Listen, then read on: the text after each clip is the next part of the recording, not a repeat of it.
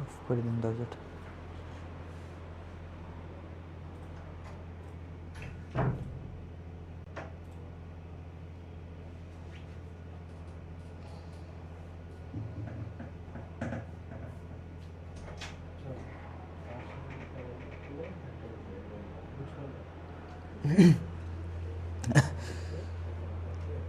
আসসালামু আলাইকুম, আমার কথা শুনতে পাচ্ছ কিনা এবং বোর্ড ক্লিয়ার দেখতে পাচ্ছ কিনা এটা একটু জানাও।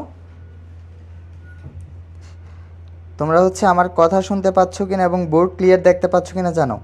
আর সবাই হচ্ছে ভাইয়ারা ক্লাসটা শেয়ার করে দিবা, অবশ্যই ক্লাসটা শেয়ার করে দিবা। আর ফ্রেন্ডদেরকে হচ্ছে মেনশন দিতে পারো। আজকে হচ্ছে আমরা খুবই গুরুত্বপূর্ণ একটা টপিকে ঢুকবো, দ্রাব্যতা। এই চ্যাপ্টারের আরেকটা মোস্ট ইম্পর্টেন্ট সিকিউর টাইপ। আলহামদুলিল্লাহ ভালো আছি, তোমরা কেমন আছো জানাইতে পারো। আর সবাই হচ্ছে ভাইয়ারা ক্লাসটা শেয়ার দিয়ে দাও আর ফ্রেন্ডদেরকে হচ্ছে মেনশন করে দাও, ওকে। আর সবাই হচ্ছে আই এডুকেশন সায়েন্স পেজ থেকে ক্লাসটা দেখবা, কারণ আমি হচ্ছে তোমাদের কমেন্টগুলো দেখতেছি হচ্ছে আই এডুকেশন সায়েন্স পেজ থেকে, কেমন?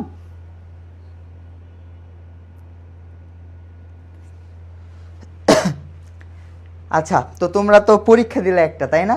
প্রশ্ন অনেক সহজ ছিল, তাই তো? কেমিস্ট্রি পার্টের প্রশ্ন সহজ ছিল। এমন কোনো কিছু পাইছো যেটা পড়াই নাই? সহজ দিছি, প্রথম পরীক্ষা তো, আস্তে আস্তে একটু কঠিন দেওয়া লাগবে। যারা যারা অনেক ভালো করছো দেখলাম কয়েকজন মানুষ ফুল মার্কস পাইছো। আর যারা ভালো করতে পারো নাই তাদের কি করা উচিত? ভালো করে পড়াশোনা করা উচিত, তাই না? একদম সহজ প্রশ্ন ছিল, মানে ক্লাসের কন্টেন্ট দিয়ে প্রশ্ন হয়েছে, জাস্ট একটু এদিক সেদিক হইতে পারে। একদম ইজি প্রশ্ন ছিল। তো পরীক্ষা যারা যারা দিছো সকলে তো ভালো হয়েছে, যাদেরটা ভালো হয় না তাদের ভালো করে পড়াশোনা করা লাগবে, তাই না? আচ্ছা, আজকে হচ্ছে আমরা দ্রাব্যতা নিয়ে কথাবার্তা বলবো। তবে তোমরা যারা যারা হচ্ছে আমাদের রুটিনটা জানো না, বা অনেকেই জানো হয়তো, অনেকে হয়তো ভুলে গেছো, তাদের জন্য হচ্ছে রুটিনটা আবার দেখাচ্ছি। দেখো, আজকে হচ্ছে আমাদের রসায়ন ক্লাস চলতেছে, তাই না? আগামীকাল কার ক্লাস আছে? মুন্না ভাইয়ের ক্লাস আছে। কয়টা দেখো তো? শুক্রবার পদার্থবিজ্ঞান ক্লাস আছে, ঠিক সেম টাইমে। কয়টা বাজে ভাইয়া? 7:15-তে। তো একইভাবে শনিবারে হচ্ছে জীববিজ্ঞান, রবিবার আবার রসায়ন আমার সাথে দেখা হবে তোমাদের, সোমবারে হচ্ছে পদার্থ, এইভাবে চলতে থাকবে। দেখো, প্রত্যেকটা ক্লাস কিন্তু 7:15-তে। তো তোমরা হচ্ছে আমাদের এই ফ্রি ক্লাসটাতে থাকবা। এই রুটিনের উপর কিন্তু আরেকটা পরীক্ষা হবে তোমাদের, তাই তো? এই রুটিনের উপর কিন্তু আবার তোমাদের একটা পরীক্ষা হবে। আর যারা যারা আমাদের আমাদের হচ্ছে কমিউনিটিতে এখনও যুক্ত হও নাই, ডিসকাশন গ্রুপে, টেলিগ্রাম গ্রুপ আছে, মেসেঞ্জার গ্রুপ আছে, হোয়াটসঅ্যাপ গ্রুপ আছে, আমাদের পিন কমেন্টে সেটা দেওয়া থাকবে। তোমরা সবাই হচ্ছে ক্লাসে এই গ্রুপে যুক্ত হয়ে যাবা। আচ্ছা, তারপরে হচ্ছে এখন আমরা ক্লাসে ঢুকবো। তবে লাস্ট ক্লাসে হচ্ছে আমাদের একটু অংশ বাকি ছিল। কোন অংশটা বলো তো ভাইয়া? সর্বোচ্চ তরঙ্গ দৈর্ঘ্য, সর্বনিম্ন তরঙ্গ দৈর্ঘ্য, এই পার্টটা বাকি ছিল। মানে বর্ণালী রিলেটেড পার্ট থেকে মোটামুটি বাকিটা কভার করছিলাম। আজকে হচ্ছে ওই বাকি পার্টটা শুরু করব এবং তারপর হচ্ছে পরবর্তী কনসেপ্টে যাব। তোমরা যারা যারা হচ্ছে ক্লাসটা শেয়ার করো না, একটু কাইন্ডলি শেয়ার করে দাও। আর তোমরা হচ্ছে আমাদের এগুলোতে যুক্ত হয়ে যেতে পারো, আর আমাদের রুটিনটা দেখে নিতে পারো, পেজে আছে, সব জায়গায় দেওয়া আছে। তারপরে তোমাদেরকে জাস্ট মনে করাই দেওয়া আর কি। আগামীকাল কিন্তু তোমাদের পদার্থবিজ্ঞান ক্লাস আছে মুন্না ভাইয়ের সাথে। কয়টা বলো তো? 7:15, কেমন? ওকে, চলো আমরা একটা প্রশ্ন দিয়ে আমাদের ক্লাসটা শুরু করি। প্রত্যেকটা ক্লাস শুরু করার আগে তুমি যদি একটা মানে চিন্তা ভাবনা দিয়ে শুরু করো না, তোর ব্রেনটা অ্যাক্টিভ হয়ে যাবে, তাই না? প্রথমে একটু ওয়ার্ম আপ করে নিতে হয়। যে কোনো কাজ করার আগে তুমি যদি ওয়ার্ম আপ করে নাও, তুমি যেই মাসেলকে ট্রেন করতে যাচ্ছ ওই মাসেলকে যদি তুমি একটু অ্যাক্টিভেট করে নাও, তাহলে তোমার পড়াগুলো ইজিলি ঢুকবে। তুমি এখন পড়তে বসছো, ব্রেনটাকে একটু অ্যাক্টিভেট করা লাগবে। সো একটা কোশ্চেন দেখো, কোশ্চেনটা আনসার করার ট্রাই করো, ওয়ার্ম আপ করো, দেন হচ্ছে আমরা পরবর্তী কনসেপ্টে যাই। বলছে ক্রোমিয়ামের পরমাণুতে অযুগ্ম ইলেকট্রন কয়টা আছে? অনেক গুরুত্বপূর্ণ একটা প্রশ্ন।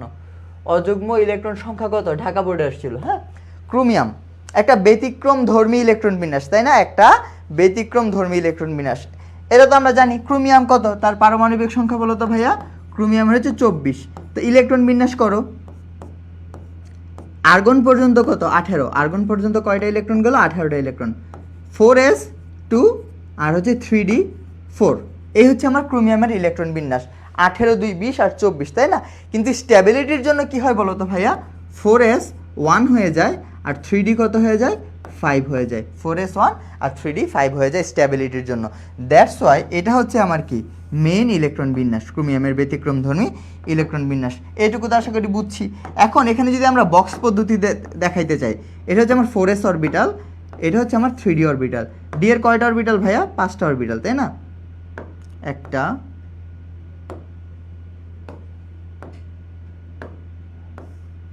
দুইটা,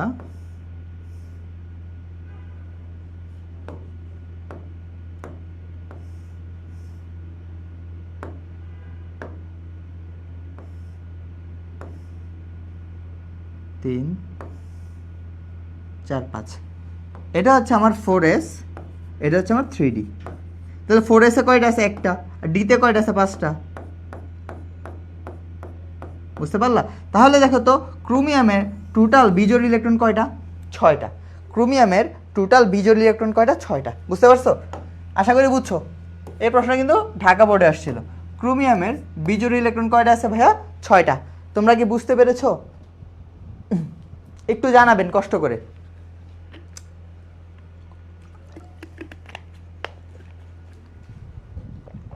আচ্ছা, এবার আসো পরবর্তী প্রশ্নে আসি। সেটা হচ্ছে হাইড্রোজেন পরমাণুর বামার সিরিজে সর্বোচ্চ এবং সর্বনিম্ন তরঙ্গ দৈর্ঘ্য। এই কনসেপ্ট আমাদের বাকি ছিল। কোন কনসেপ্টটা ভাইয়া? একটা হচ্ছে সর্বোচ্চ তরঙ্গ দৈর্ঘ্য কখন পাবো আর সর্বনিম্ন তরঙ্গ দৈর্ঘ্য আমরা কখন পাবো, এই কনসেপ্টটা আমাদের হচ্ছে বাকি ছিল। চলো এই অংশটা আমরা দেখি। ধরো আমি যদি তোমাদেরকে একটা পরমাণু আঁকাইতে চাই, খেয়াল করে, একটু খেয়াল করতে হবে, এই অংশটা একটু মনোযোগ দিতে হবে। একটা কনসেপ্ট যদি বুঝো তাহলে আমাদের এই পার্টটা কি শেষ হয়ে যাবে, বর্ণালী রিলেটেড অংশটা আমাদের শেষ হয়ে যাবে। খুবই কনসেপচুয়াল একটা জিনিস, একটু খেয়াল করা লাগবে, হ্যাঁ, একটু মনে রাখা লাগবে এবং খেয়াল করা লাগবে। সেই জিনিসটা কি? আসো, এটা হচ্ছে আমার পরমাণুর নিউক্লিয়াস। ওকে, এটা হচ্ছে আমার পরমাণুর নিউক্লিয়াস। তাহলে দেখো এখানে অনেকগুলো কক্ষপথ আঁকাইছি। তাহলে এই যে এটা আমার কয় নাম্বার কক্ষপথ ভাইয়া? এটা হচ্ছে আমার 1 নাম্বার কক্ষপথ, n ইজ ইকুয়াল টু 1। এটা হচ্ছে আমার 2 নাম্বার কক্ষপথ, n ইজ ইকুয়াল টু 2। এটা হচ্ছে আমার 3 নাম্বার কক্ষপথ, n ইজ ইকুয়াল টু 3। এটা হচ্ছে আমার 4 নাম্বার কক্ষপথ, n ইজ ইকুয়াল টু 4। এগুলো দেয়া আছে ধরো কোশ্চেনে, কেমন? এখন আমার কথা হচ্ছে সর্বোচ্চ তরঙ্গ দৈর্ঘ্য কখন পাবো, সর্বনিম্ন তরঙ্গ দৈর্ঘ্য কখন পাবো। তোমরা খেয়াল করো, আমরা একটা ইকুয়েশন পড়ছিলাম, E is equal to H C divided by lambda, এটা পড়ছিলাম, তাই না? ল্যামডা হচ্ছে আমার তরঙ্গ দৈর্ঘ্য ছিল। তো এখান থেকে আমরা কি লিখতে পারি বলো তো? ই এর সাথে ল্যামডার কি সম্পর্ক ভাইয়া? ব্যস্তানুপাতিক সম্পর্ক। ই এর সাথে আমার ল্যামডার কি সম্পর্ক? ব্যস্তানুপাতিক বা ইনভার্সলি প্রপোর্শনাল সম্পর্ক। এইটুকু তো বুঝতে পারছি। তার মানে আমি কি বুঝতে পারতেছি বলো তো? আমি যদি ই ম্যাক্সিমাম পাইতে চাই তখন আমার ল্যামডা কি লাগবে? মিনিমাম লাগবে। ল্যামডা তখন আমার মিনিমাম লাগবে। অথবা ই কে যদি আমি মিনিমাম পাইতে চাই তখন আমার ল্যামডা কি লাগবে বলো তো? ম্যাক্সিমাম লাগবে। ল্যামডা আমার ম্যাক্স বের করা লাগবে। আশা করি এটুকু বুঝাইতে পারছি, আশা করি এটুকু বুঝছো। তারপরে খেয়াল করো এই সূত্রটা কই থেকে আসছে? এখান থেকে আসছে না? ই ইজ প্রপোর্শনাল ফ্রিকোয়েন্সি, মানে কম্পাঙ্ক। তাহলে ই এর সাথে ফ্রিকোয়েন্সির কি সম্পর্ক? সমানুপাতিক। তাহলে তুমি যদি ই ম্যাক্সিমাম পাইতে চাও তখন তোমার ফ্রিকোয়েন্সি কি নিতে হবে? ম্যাক্সিমাম নেওয়া লাগবে। অথবা ই যদি তুমি মিনিমাম পাইতে চাও তখন তোমার ফ্রিকোয়েন্সি কি লাগবে? মিনিমাম লাগবে, যেহেতু সমানুপাতিক সম্পর্ক। তাহলে এটাও আশা করি বুঝাইতে পারছি, একটু জানাবেন যদি বুঝে থাকে, নিয়ে লিখে জানাবেন। কথা বলবেন, কথা না বললে ক্লাস তো নিতে পারবো না। কথা বলে জানাইতে হবে যে বুঝতে পারতেছেন এটা সেটা, কেমন? না বুঝতে পারলেও বলবেন। আচ্ছা, আরেকটা আছে নিউ বার। কি আছে ভাইয়া? নিউ বার মানে কি? 1/λ। তাহলে 1/λ সাথে কি সম্পর্ক? ই এর ব্যস্তানুপাতিক সমানুপাতিক সম্পর্ক, আর ল্যামডার সাথে হচ্ছে ব্যস্তানুপাতিক, তাই না? তাহলে এই নিউ বারটা আবার ই এর সাথে কি সম্পর্ক হবে বলো তো ভাইয়া? খেয়াল করো, ই। ক্লিয়ার? তাহলে ই আর নিউর সম্পর্ক কি? সমানুপাতিক। আমি কিন্তু সাইন সমানুপাতিক না দিয়েছি। Nu bar is equal to 1/λ, আর এটা সমানুপাতিক কি? ই। তাহলে ই এর সাথে নিউ বারের কি সম্পর্ক? তরঙ্গ সংখ্যার সমানুপাতিক সম্পর্ক। তাহলে আমরা কি লিখতে পারি? ই যখন আমি ম্যাক্সিমাম চাবো তখন আমার নিউ বারও কি লাগবে? ম্যাক্সিমাম লাগবে।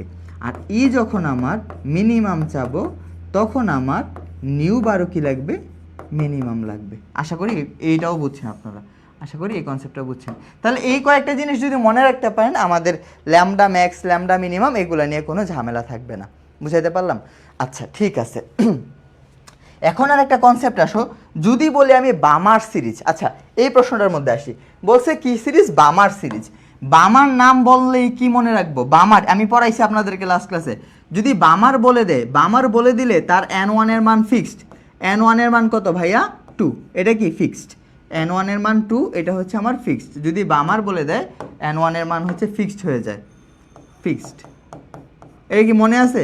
যদি ইলেকট্রনগুলো 1 নাম্বার কক্ষপথে নেমে আসে সেটাকে বলা হয় লাইম্যান সিরিজ, 2 নাম্বারে নেমে আসলে বলা হয় বামার সিরিজ, 3 নাম্বারে নেমে আসলে বলা হয় প্যাসচেন সিরিজ, ব্র্যাকেট ফোন্ড, এভাবে হামফ্রিজ পর্যন্ত চলতে থাকে। এগুলো গত ক্লাসে শিখাইছি।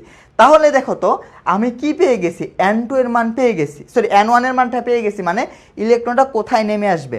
তাহলে আমার আননোন কে আছে ভাই? এখানে আমার আননোন আছে হচ্ছে n2। n2 কই থেকে আসছে সেটা যদি জানতে পারি তাহলেই কি আমি ফর্মুলা দিয়ে তরঙ্গ দৈর্ঘ্য বের করে ফেলতে পারবো। তাহলে এটা আমার ফিক্সড হলো। এখন বলছে সর্বোচ্চ তরঙ্গ দৈর্ঘ্য এবং সর্বনিম্ন তরঙ্গ দৈর্ঘ্য। আচ্ছা প্রথমে আসি সর্বোচ্চ, তাহলে ল্যামডা ম্যাক্সে আসি প্রথমে। ল্যামডা ম্যাক্স, ল্যামডা ম্যাক্স কখন পাবো ভাইয়া? যখন ই কি হবে আমার? মিনিমাম হবে। এটা একটা কন্ডিশন। প্রথমে আমরা 1 নাম্বার এটার জন্য করি, এটা সর্বোচ্চর জন্য করি। হ্যাঁ 1 নাম্বার ল্যামডা ম্যাক্স বের করতে হবে। ল্যামডা ম্যাক্স বের করার জন্য ই কে আমার কি নিতে হবে? মিনিমাম নিতে হবে। এখন ই মিনিমাম কখন হবে? খেয়াল করো ভাইয়া, একটা ইলেকট্রন যদি 2 নাম্বারে আসবে তাহলে ইলেকট্রনটা কই আসবে? 2 নাম্বার কক্ষপথে আসতে হবে। ইলেকট্রনটা আমার আসতে হবে 2 নাম্বার কক্ষপথে, মানে এই কক্ষপথে আসা লাগবে, তাই না? এই কক্ষপথে আসা লাগবে, 2 নাম্বারে আসা লাগবে। এখন কই থেকে আসবে? ইলেকট্রন 2 এ তো ইনফিনিটি থেকে আসতে পারে, ইলেকট্রন 2 এ 4 নাম্বার কক্ষপথ থেকে আসতে পারে, 3 নাম্বার থেকে আসতে পারে। আর কি সম্ভাবনা আছে? না। তাহলে ই কখন মিনিমাম হবে? ইনফিনিটি থেকে আসলে শক্তি বেশি নাকি? দেখো তো 2 এ যদি 3 থেকে আসে সেখানে এনার্জি ডিফারেন্স বেশি নাকি 4-এরটার বেশি নাকি ইনফিনিটি থেকে বেশি? তাহলে এনার্জি ডিফারেন্স কখন বেশি? একটা কক্ষপথ থেকে আরেকটা কক্ষপথ কিসের বেসিসে আলাদা হয়েছে? শক্তির ভিত্তিতে। মানে 1 নাম্বারটা হচ্ছে নিম্ন শক্তির অরবিটাল, 2 নাম্বারটা হচ্ছে তার থেকে বেশি শক্তির অরবিটাল, 3 নাম্বারটা হচ্ছে তার থেকেও কি বেশি শক্তির অরবিটাল, তাই না? তাহলে সর্বনিম্ন শক্তি কখন পাবো? যখন তার ইমিডিয়েট পরেটা থেকে আসবে। তাহলে যদি বামার সিরিজের n1 এর মান আমরা জানি 2, তাহলে যখন আমি ল্যামডা ম্যাক্স পাইতে চাই, ল্যামডা ম্যাক্স কখন পাবো? ই যখন আমি মিনিমাম পাবো। ই মিনিমাম কখন? তার ইমিডিয়েট পরেটা থেকে আসলে, মানে 2 এর ইমিডিয়েট পরে কত? 3। তাহলে n2 এর মানটা কত হবে? 3 হবে। এটা কি বুঝছো কিনা একটু জানাবা, সবাই এটা জানাবা, এটা বুঝছো কিনা? মানে যখন আমি ল্যামডা ম্যাক্স পাইতে চাই ই কি লাগবে? মিনিমাম। যেখানে আমার n1 এর মান 2, ই মিনিমাম কখন? তার ইমিডিয়েট পরেরটা। তাহলে n2 এর মানটা কত হবে ভাইয়া? n2 এর মান হবে 3। n2 এর মানটা কত হবে? 3। এখানে n2 এর মানটা কত হবে? 3। কিভাবে 3 হয়েছে এটা বুঝছো কিনা একটু জানাবে। কিভাবে 3 হয়েছে এটা বুঝছো কিনা? এই অংশটা বুঝছো কিনা? আর কিছু বোঝা লাগবে না। 3 যে হয়েছে এটা বুঝছো কিনা একটু জানো। আমি আবার বলি, দেখো ধরো 2 নাম্বার শক্তি স্তরে তুমি আসো, তা তোমার থেকে যদি 3 নাম্বার শক্তি স্তরটা বেশি এনার্জির নাকি 4 নাম্বারটা বেশি এনার্জির, যত উপরে যাবা এনার্জি বাড়তে থাকবে। তাহলে তুমি শক্তিটাকে একদম মিনিমাম চাইতেছো। শক্তি একদম মিনিমাম কখন হবে? তার ইমিডিয়েট পরেরটা থেকে। আর সর্বোচ্চ কখন হবে? ইনফিনিটি থেকে। এটা কি বুঝছো কিনা একটু জানো, সবাই এটা একটু জানাবা। হ্যাঁ তাহলে আমি ল্যামডা ম্যাক্স এটার জন্য ল্যামডা ম্যাক্স এবং ই মিনিমাম কখন পাবো? যখন n2 এর মান কত? n2 এর মানটা হচ্ছে 3, আর n1 এর মান তো যেহেতু বামার সিরিজ 2। ক্লিয়ার? তাহলে এটার জন্য আমি একটা বের করে ফেলতে পারবো, এটার জন্য বের করতে পারবো। বের করবো কিভাবে ভাইয়া? 1/λ is equal to RH, Z square মান 1/n1 square minus 1/n2 square. Clear? তাহলে খেয়াল করো তো ভাইয়া, RH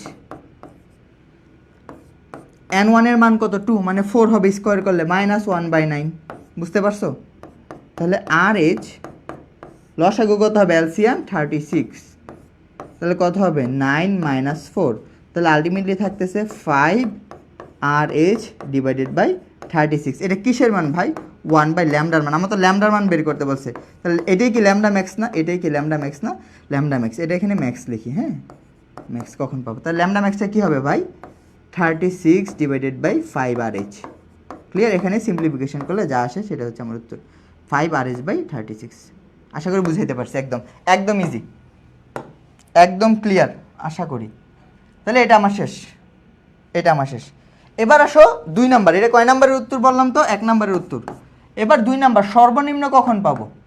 সর্বনিম্ন কখন পাবো? উল্টা সর্বনিম্ন 1/λ, এটা কি মিনিমাম লাগবে আমার? মিনিমাম, তাই তো, is equal to RH Z square 1/n1² minus 1/n2²। Clear? এখন খেয়াল করো, n1 এর মান তো চেঞ্জ হচ্ছে না, যেহেতু বামার সিরিজ। n1 এর মান কত? 2, এটা ফিক্স থাকবে। RH 1/4 মাইনাস 1/, এখানে কি হবে দেখো, এনার্জি সর্বোচ্চ কখন পাবো খেয়াল করো তো। এখান থেকে একটা এনার্জি, এখান থেকে সর্বোচ্চ এনার্জি কখন পাবো? ইনফিনিটি থেকে আসলে। তাহলে ইনফিনিটি থেকে আসলে কি সবচেয়ে বেশি এনার্জি না? তখন এখানের মানটা কি হয়ে যাবে? ইনফিনিটি হয়ে যাবে। এটা কি হয়ে যাবে? ইনফিনিটি হয়ে যাবে। বুঝাইতে পারলাম? এটার মাত্র 0 হয়ে যাবে, থাকতেছে মাত্র RH ডিভাইডেড বাই 4।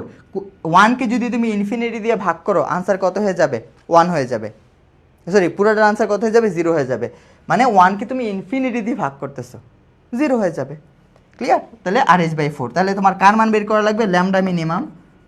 ল্যামডা মিনিমামের মান কি হবে? 4/RH, 4/RH। শেষ। এই হচ্ছে আমার ল্যামডা মিনিমামের মান বামার সিরিজের জন্য। ক্লিয়ার? সবাই একটু জানাবেন বুঝছেন কিনা, এই সর্বোচ্চ সর্বনিম্ন নিয়ে যেন আর কোনো ঝামেলা না থাকে।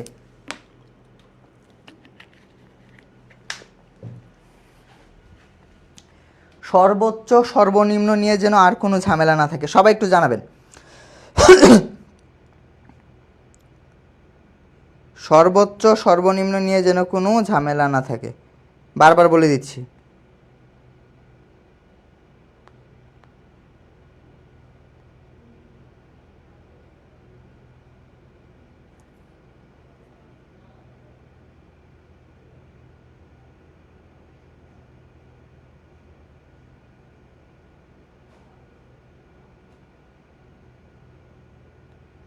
আপনারা কি বুঝতে পারছেন?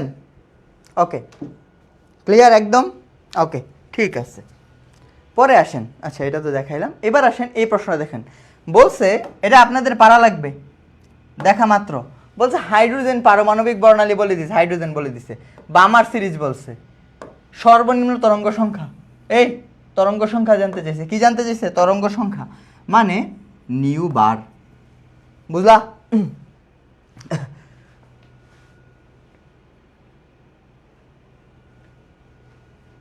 তরঙ্গ সংখ্যা জানতে চেয়েছে, একটু ভিন্ন। তাহলে তরঙ্গ সংখ্যা মনে আছে? দেখো তো আমরা কি পড়ছিলাম, এই যে তরঙ্গ সংখ্যা নিউ বার। তাহলে ই এর সাথে কি সমানুপাতিক সম্পর্ক? ই যখন ম্যাক্সিমাম, তরঙ্গ সংখ্যা কি ম্যাক্সিমাম। ই যখন মিনিমাম, তরঙ্গ সংখ্যা কি মিনিমাম। তাহলে আমার জানতে চেয়েছে সর্বনিম্ন, মানে ই মিনিমাম আর নিউ বারও কি মিনিমাম। বুঝা গেল? তাহলে ই যখন আমি মিনিমাম পাবো, তখন আমার নিউ বার তরঙ্গ সংখ্যাও কি মিনিমাম পাবো। যেহেতু বামার সিরিজ n1 এর মান তো ফিক্সড 2, তাহলে মিনিমামের জন্য n2 এর মান কত হবে? 3 হবে। শেষ। তাহলে কি হবে? 1/λ, এটাই তো নিউ বার। 1/λ মানে কি? নিউ বার। তাহলে ইজ ইকুয়াল টু কি? RH 1/n1² minus 1/n2²। Clear? তাহলে আমি জাস্ট মান বসাবো, RH 1/4 মাইনাস 1/9, তাহলে থাকতেছে 5RH ডিভাইডেড বাই 36। এটাকে চেঞ্জ উল্টানো লাগবে না, কারণ এটাই কি নিউ বার।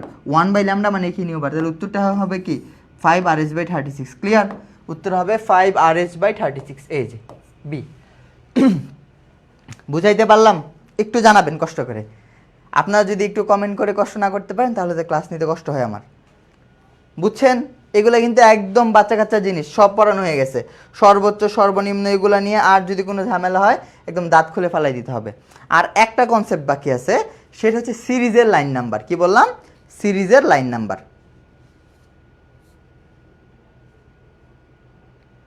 হ্যাঁ, বেকুবগুলো কিচ্ছু জানায় না। ওকে, না জানাইলে আপনারা গাধা। ওকে, এবার দেখবো আমরা সিরিজের লাইন নাম্বার। এই কনসেপ্টটা দেখো, বামার সিরিজের দ্বিতীয় লাইনের ক্ষেত্রে n2 এর মান কত? বামার সিরিজের দ্বিতীয় লাইনের ক্ষেত্রে n2 এর মান কত জানতে চাইছে। আচ্ছা, এই জিনিসটা বোঝার জন্য আপনাদের ওই সিরিজটা একটু দেখা লাগবে।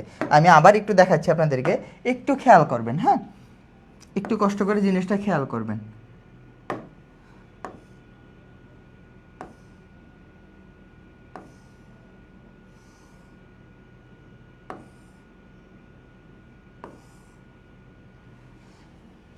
ওকে, আচ্ছা এই পাশে লিখি, এটা হচ্ছে n is equal two 1, n is equal two 2, n is equal 3, n is equal 4, n is equal 5, n is equal 6। আপনারা প্রথম যখন কলেজের পরীক্ষাটা দিবেন তখনই বুঝবেন ভাই এই জিনিসগুলোই তো পড়ে আসলাম, এগুলোই তো পরীক্ষা আসতেছে। এখন যদি গাফিলতি করেন তখন কিন্তু ধরা খাবেন, বারবার বলতেছি। হ্যাঁ, ধরেন একটা ইলেকট্রন যদি ইনফিনিটি থেকে, কই লিখলাম, কি লিখলাম, একটা ইলেকট্রন যদি ইনফিনিটি থেকে 1 নাম্বার শেলে আসে, এখান থেকে আসতে পারে, এখান থেকে তো আসতে পারে, হ্যাঁ আসতে পারে, এখান থেকে পারে, তো এখান থেকে সেটাও তো পারে, এখান থেকে সেটাও পারে। যদি সবাই 1 নাম্বার শেলে আসে তার ক্ষেত্রে এটা কি সিরিজ পাই? লাইম্যান সিরিজ পাই, লাইম্যান সিরিজ, তাই না? Electron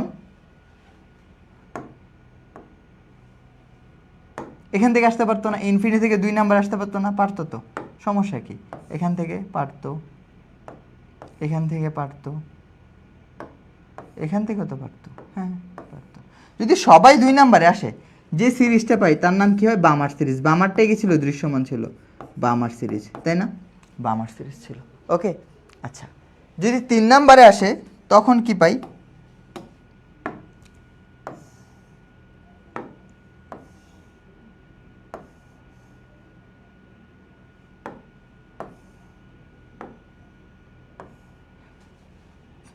প্যাস্টেন series.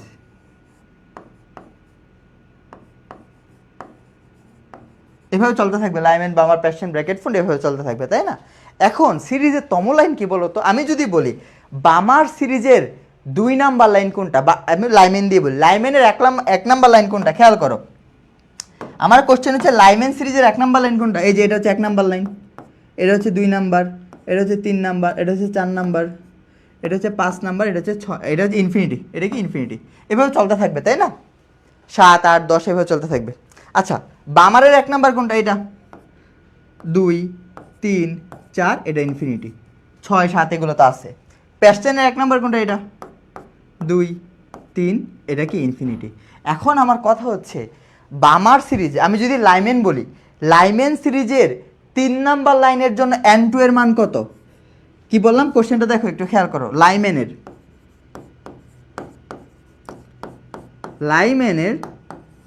3 নং লাইনের জন্য, লাইনের জন্য n2 এর মান কত? এটা। আরেকটা হচ্ছে বামারের, বামারের 4th লাইনের জন্য, লাইনের জন্য n2 কি হবে? আরেকটা হচ্ছে প্যাস্টেনের, প্যাস্টেনের 100তম লাইনের জন্য, 100th লাইনের জন্য n2 কত হবে? যদি এভাবে গুনে গুনে বের করো, দেখো বামারের 2 কয় নাম্বার লাইন? 3 number line. আমি যদি বের করতে চাই বামারের 1, 2, 3, 3 কই থেকে আসছে? এই দেখো তো 4 থেকে আসছে, বুঝলা? লাইম্যানের জন্য 3 নাম্বার লাইনটা কয় নাম্বার থেকে আসছে? 4 থেকে। তুমি দেখো 3 কই থেকে আসছে? 4 নাম্বার থেকে। তাহলে n2 এর মান কত? 4। ক্লিয়ার? আচ্ছা বামারের 4th লাইন দেখো তো, বামার 1, 2, 3, 4 কত থেকে আসছে? 6 থেকে, 6। এগুলো তো গুনে গুনে কি বের করবা পরীক্ষায়? পরীক্ষায় কি গুনে বের করা যাবে? যাবে না। তাহলে একটা ফর্মুলা লাগবে, এই যে এটা দেখো 100তম লাইন বলে তখন কি 100টা দাগ টানবা? না। তাহলে মনে রাখবা কি ভাইয়া? এটা মনে রাখবা, সিরিজের তম লাইন, যা লিখে দিচ্ছি মনে রাখো, সিরিজের তম লাইন, সিরিজের তম লাইন, লাইনের জন্য n2 ইজিকস টু কি হবে? n1 প্লাস তম লাইন। কি বললাম? n1 প্লাস তম লাইন, n1 প্লাস তম লাইন। এটা মনে রাখতে পারলে শেষ। সিরিজের তম লাইন কি? n1 প্লাস তম লাইন। সিরিজে যত নাম্বার লাইনই বলুক আমরা এই সূত্র দিয়ে বের করতে পারবো। তাহলে দেখো 100তম লাইন যদি বলছে তাহলে কি হবে? কি সিরিজ? প্যাস্টেন সিরিজ। প্যাস্টেন সিরিজের জন্য n1 এর মান কত? প্যাস্টেনের জন্য n1 এর মান 3, এটা আমি জানি। তাহলে 100তম লাইন কি হবে? 3। আচ্ছা আমি ভেঙে লিখি, n1 plus 100th line, n1 plus তম লাইন, n1 প্লাস তম লাইন, তম লাইন, তাই তো? n1 এর মান কত? 3 প্লাস 100, তাহলে 103। বুঝতে পারলা? বুঝতে পারলা? আশা করি একদম ক্লিয়ার, আশা করি একদম ক্লিয়ার। শুধু সূত্র মনে রাখবা, n1 প্লাস তম লাইন। এবার বলছে বামার সিরিজের 2য় লাইনের জন্য n2 এর মান কত? বামার সিরিজের 2য় লাইন দেখো, বামার সিরিজ N1 প্লাস তমলাইন লিখবো। সিরিজ কি আমার বামারের জন্য N1 এর মান কত? N1 প্লাস তমলাইন, তাই তো? N1 এর মান কত? বামারের জন্য 2, আর কততম লাইন? সেকেন্ড লাইন বলছে, সেকেন্ড লাইন 2 ইজ টু কত? 4। তাহলে কত হবে আনসার? N2 এর মান 4 হবে। N2 এর মান কত হবে? 4। ক্লিয়ার?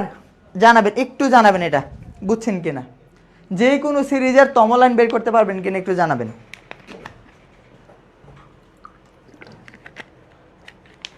তাইলে আমাদের প্রিভিয়াস কনসেপ্ট শেষ। এখন আমরা দ্রাব্যতাতে ঢুকবো।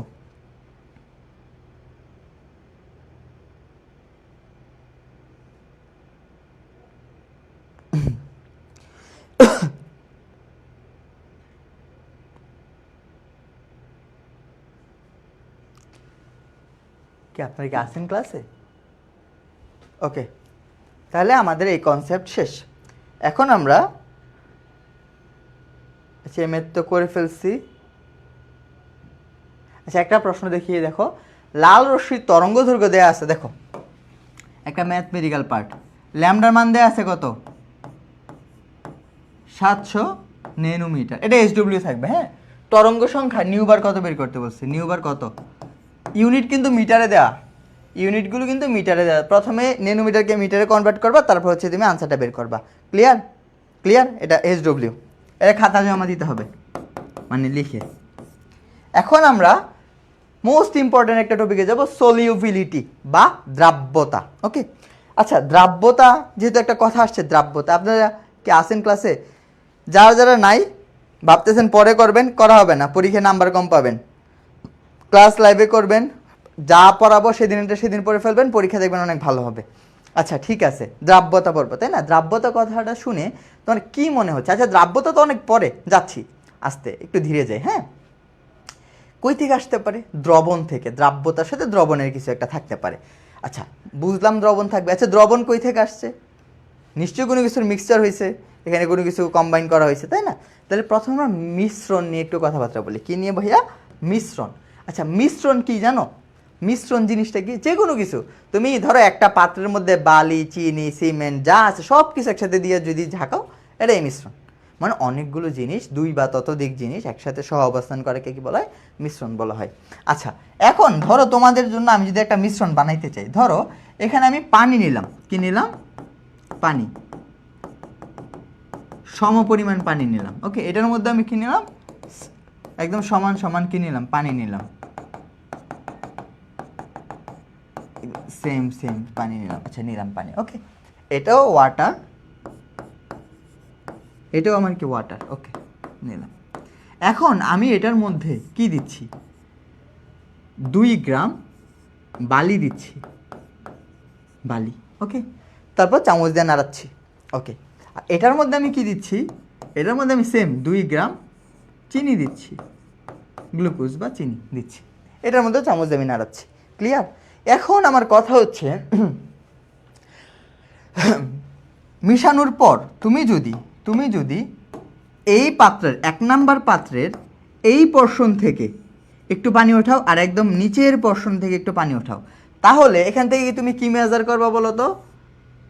বালি ডিভাইডেড বাই পানি, এটার একটা রেশিও বের করবা। এটার জন্য সেমভাবে এটার জন্য এই পরিমাণটা বের করবা। কেমন? একইভাবে এখানে আসো, এখান থেকে একটু পোর্শন নিলা, এখান থেকে আরেকটু পোর্শন নিলা। এটার জন্য কি বের করবা? কার কার ডিফারেন্স বের করবা? চিনি ভার্সেস পানি, 2 জায়গার জন্য বের করবা। খেয়াল করো তো, এখানে বালি আর চিনির যে রেশিও, আর এখানের বালি আর চিনির বালি আর পানির যে রেশিও, এখানে আর বালি আর পানির কি রেশিও সেম হবে? তুমি দেখো, বালিকে যদি একটা গ্লাসে কিছুক্ষণ নাড়াও, কতক্ষণ কী করবে? ঘুরবে। কিছু সময় করে বালি গেলে কী হবে? জমিয়ে যাবে না? অধক্ষিপ্ত হয়ে যাবে, নিচে তলানি পড়ে যাবে। তখন ওপরে কি পানির আর বালুর যেই রেশিও, পানি আর বালির রেশিও কি সেম থাকবে? সেম থাকবে না। এখানে থাকবে বেশি বালির পরিমাণ, এখানে থাকবে কম। কিন্তু একটা চিনিকে যদি তুমি পানিতে দ্রবীভূত করো বা ঘুরাও, চিনিটা কি হয়ে যাবে? ওই পানিতে একদম মিশে যাবে, ডিজলভ হয়ে যাবে, তাই না? দ্রবীভূত হয়ে যাবে। তখন এখানের যে রেশিও, এখানের রেশিও কি সেম থাকবে। তাহলে আমার কথা হচ্ছে, মিশ্রণ হচ্ছে দুই ধরনের হইতে পারে, একটা সমসত্ব মিশ্রণ, একটা অসমসত্ব মিশ্রণ।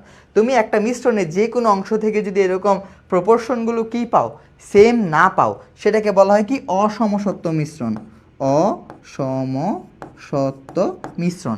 আর যদি যে কোনো জায়গা থেকে তুমি ওই কন্টেন্ট আর দ্রব আর দ্রাবকের রেশিও যদি সেম পাও, সেটাকে কি বলা হবে, সমসত্ব মিশ্রণ, সমসত্ব মিশ্রণ। ক্লিয়ার? তাহলে মিশ্রণ দুই ধরনের, একটাকে বলা হয় অসমসত্ব মিশ্রণ, একটাকে বলা হয় সমসত্ব মিশ্রণ। তাহলে আমার অসমসত্ব মিশ্রণ নিয়ে কোনো কথাবার্তা নেই, আমার কথাবার্তা হচ্ছে সমসত্ব মিশ্রণ নিয়ে। এই সমসত্ব মিশ্রণ থেকে কার উৎপত্তি ভাইয়া? দ্রবণের উৎপত্তি। সমসত্ব মিশ্রণ থেকে কার আবির্ভাব? দ্রবণের আবির্ভাব। দ্রবণের আবির্ভাব। বুঝতে পারলাম? আচ্ছা, ওকে, এবার আসি দ্রবণ নিয়ে কথাবার্তা। দ্রবণ নিয়ে কথাবার্তা বলার আগে একটা দ্রবণ কি কি নিয়ে তৈরি, কেউ কি বলতে পারো? কমেন্টে জানো দ্রবণ কি কি নিয়ে তৈরি, দেখি কে কে পারো। দ্রবণ কি কি নিয়ে তৈরি? দ্রব প্লাস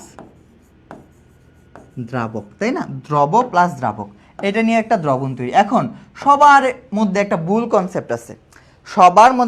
কনসেপ্ট আছে, দেখি তোমাদের মধ্যে কনসেপ্টটা ভুল নাকি সঠিক। ধরো এটা একটা পাত্র, এটার মধ্যে পানি আছে, কি আছে? পানি। এখানে আছে পানি, এটার মধ্যে তুমি 4 গ্রাম চিনি দিচ্ছ, চিনি। তাহলে দ্রাবককে বলতে পারবা? এই কন্ডিশনে দ্রবকে সবাই কমেন্টে জানো। আরেকটা প্রশ্ন দেখি, আরেকটা অপশন হচ্ছে এরকম, ধরো এটা একটা চিনির বস্তা, কি বললাম? এটা একটা চিনির বস্তা, হ্যাঁ, চিনির বস্তা, ওকে। আর এখানে তুমি কি দিচ্ছ? 2 গ্রাম ওয়াটার দিচ্ছ, বা 2 ml বা 2 ড্রপ, আচ্ছা 2 ml ওয়াটার দিচ্ছ। তাহলে দ্রাবককে কন্ডিশন 1 এর মধ্যে দ্রাবককে আর কন্ডিশন 2 এর মধ্যে দ্রাবককে দেখি কে কে বলতে পারো। দ্রব প্লাস দ্রাবক, আচ্ছা ঠিক আছে, বুঝলাম। এখন এটার বলো, 4 গ্রাম চিনি দিচ্ছ মানে একটা বালতি পানিতে, ওকে। এখানে দ্রবকে আর দ্রাবককে একটু আমাকে জানো, কোনটা দ্রব আর হচ্ছে কোনটা দ্রাবক? খেয়াল করো, এখানে আমরা পানিকে সবাই কি বলতেছি? দ্রাবক বলতেছি, তাই না? এখানে এটা হচ্ছে আমার দ্রাবক, আর চিনিটা কি আমার ভাইয়া? দ্রব। যেটা মিশে সেটা দ্রব, এই কনসেপ্ট আমরা জানি। কিন্তু ভাইয়া এখানে বলো তো, এখানে দ্রবকে যারা যারা বলতেছে এই চিনিটা কি? দ্রব, তাই না? দ্রব। আর এই পানিটা কি ভাইয়া? পানিটা হচ্ছে দ্রাবক। এই কথাগুলো যারা বলতেছো, আমার এখানে যে আমি লিখছি, যারা এই কনসেপ্টে আসো, হ্যাঁ, যারা এই কনসেপ্টে আসো, সেটা ভুল। সব সময় যে পানি দ্রাবক হবে এরকম কোনো কনসেপ্ট নাই। সব সময় যে চিনিকেই দ্রব হইতে হবে এরকম কোনো কনসেপ্ট নেই। কনসেপ্টটা কি ভাইয়া? পরিমাণে যেটা বেশি সেটা দ্রাবক, পরিমাণে যেটা কম সেটা দ্রব। এই কন্ডিশনে এটা কি ভাইয়া? এই কন্ডিশনে এই পানিটা হচ্ছে ভাইয়া দ্রব, আর এই চিনিটা কি ভাইয়া? দ্রাবক। এটা কি? দ্রাবক। ক্লিয়ার? তাহলে কনসেপ্ট কি ভাইয়া? কনসেপ্ট হচ্ছে পরিমাণে যেটা বেশি সেটা দ্রাবক।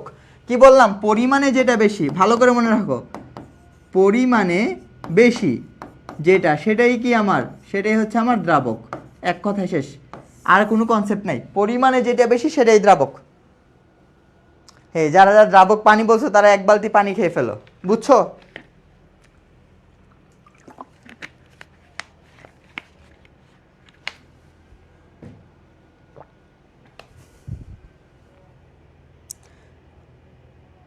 পরিমাণে যেটা বেশি সেটাই কি আমার? দ্রাবক।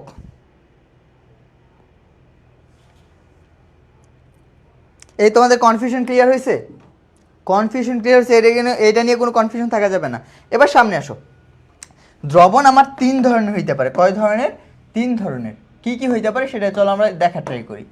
দ্রবণ আমার 3 ধরনের হইতে পারে নর্মালি। আচ্ছা, ধরো এটার মধ্যে হচ্ছে আমি পানি নিলাম। কি নিলাম? পানি নিলাম। কত গ্রাম? 100 গ্রাম ওয়াটার নিলাম, ওকে। 100 গ্রাম ওয়াটার, এটার মধ্যে আমি 100 গ্রাম ওয়াটার নিলাম। প্রত্যেকটার মধ্যে সেম পরিমাণ ওয়াটার,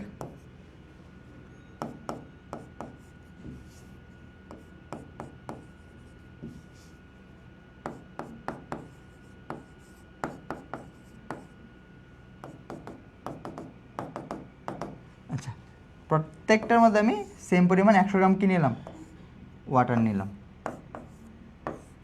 প্রত্যেকটার মধ্যে 100 গ্রাম ওয়াটার নিলাম।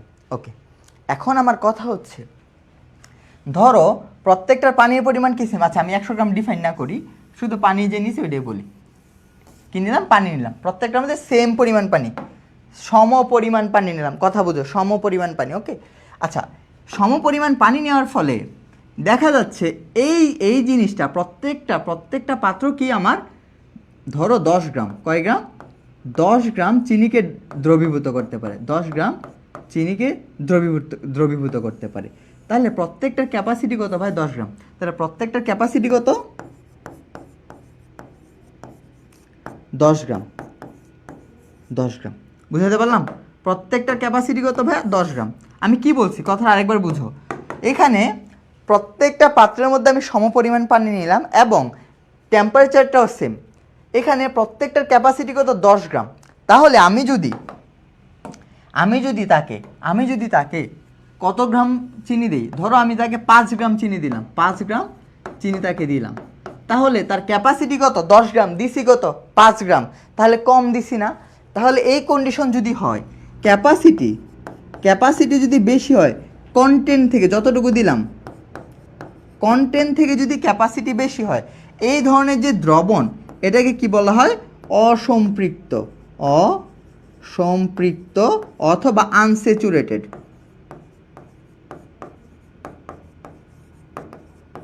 Unsaturated solution. কেমন? তাহলে আমি কি বললাম, একটা দ্রবণের ক্যাপাসিটি যতটুকু, আমি যদি তার থেকে কম দেই, যে দ্রবণটা পাবো সেটাকে বলা হবে অসম্পৃক্ত দ্রবণ। ক্লিয়ার?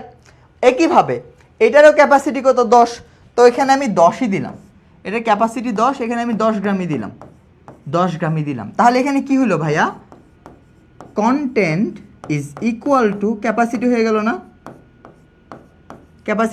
না? তাহলে যদি কন্টেন্ট আর ক্যাপাসিটি সমান হয়ে যায়, মানে যতটুকু সে ধারণ করতে পারে আমি তাকে ততটুকুই দিলাম, এই ধরনের যে দ্রবণ পাবো সেটাকে বলা হবে স্যাচুরেটেড বা সম্পৃক্ত দ্রবণ। সম্পৃক্ত দ্রবণ। ক্লিয়ার? স্যাচুরেটেড সলিউশন বা সম্পৃক্ত দ্রবণ। আশা করি এটাও বুঝছো। এবার আসো, ধরো এই পাত্রের ক্যাপাসিটি তো 10, কিন্তু তাকে আমি কত দিলাম ভাইয়া, তাকে আমি দিলাম 15 গ্রাম দিলাম। তাহলে একজন মানুষ ধরো 1 গ্লাস খাইতে পারে, তার আমি 15 গ্লাস দিই, তাই বেশি দিয়ে দিছি, বাকিটাকে খাইতে পারবে, বের করে দিতে হবে, তাই না? তাহলে এখানে কি বেশি, কন্টেন্ট বেশি কার কাছ থেকে, ক্যাপাসিটি থেকে। এই ধরনের দ্রবণকে কি বলা হবে, ইনিশিয়ালি তাকে বলা হবে অতিপৃক্ত। আচ্ছা অতিপৃক্ত আর অধক্ষিপ্তর মধ্যে একটা পার্থক্য আমি বুঝাচ্ছি। এটাকে বলা হবে কি, অতিপৃক্ত দ্রবণ, অতিপৃক্ত বা সুপার স্যাচুরেটেড সলিউশন, এটাকে বলা হবে অতিপৃক্ত বা সুপার স্যাচুরেটেড সলিউশন। তাহলে 3টা দ্রবণ বুঝছো। একটা কি, সম্পৃক্ত, যখন কন্টেন্ট আর ক্যাপাসিটি ইকুয়াল, মানে তুমি যতটুকু খাইতে পারো তোমাকে ততটুকুই দেওয়া হয়েছে। আর অসম্পৃক্ত কি, তুমি ধরো 2 গ্লাস খাইতে পারো, তোমাকে 1 গ্লাস দেওয়া হয়েছে। আর অতিপৃক্ত কি, তুমি 2 গ্লাস খাইতে পারো, তোমাকে 4 গ্লাস দিছে, তাহলে 2 গ্লাস খাবা আর 2 গ্লাস কি বমি করে দিবা। ক্লিয়ার? তাহলে এই 3টা জিনিস কি বুঝছেন? কিনা আমাকে একটু জানাবেন। এখানে এই অতিপৃক্ত আর অধক্ষিপ্ত নিয়ে আপনাদের একটা কনফিউশন আছে, এই জিনিসটা চলেন ক্লিয়ার করি।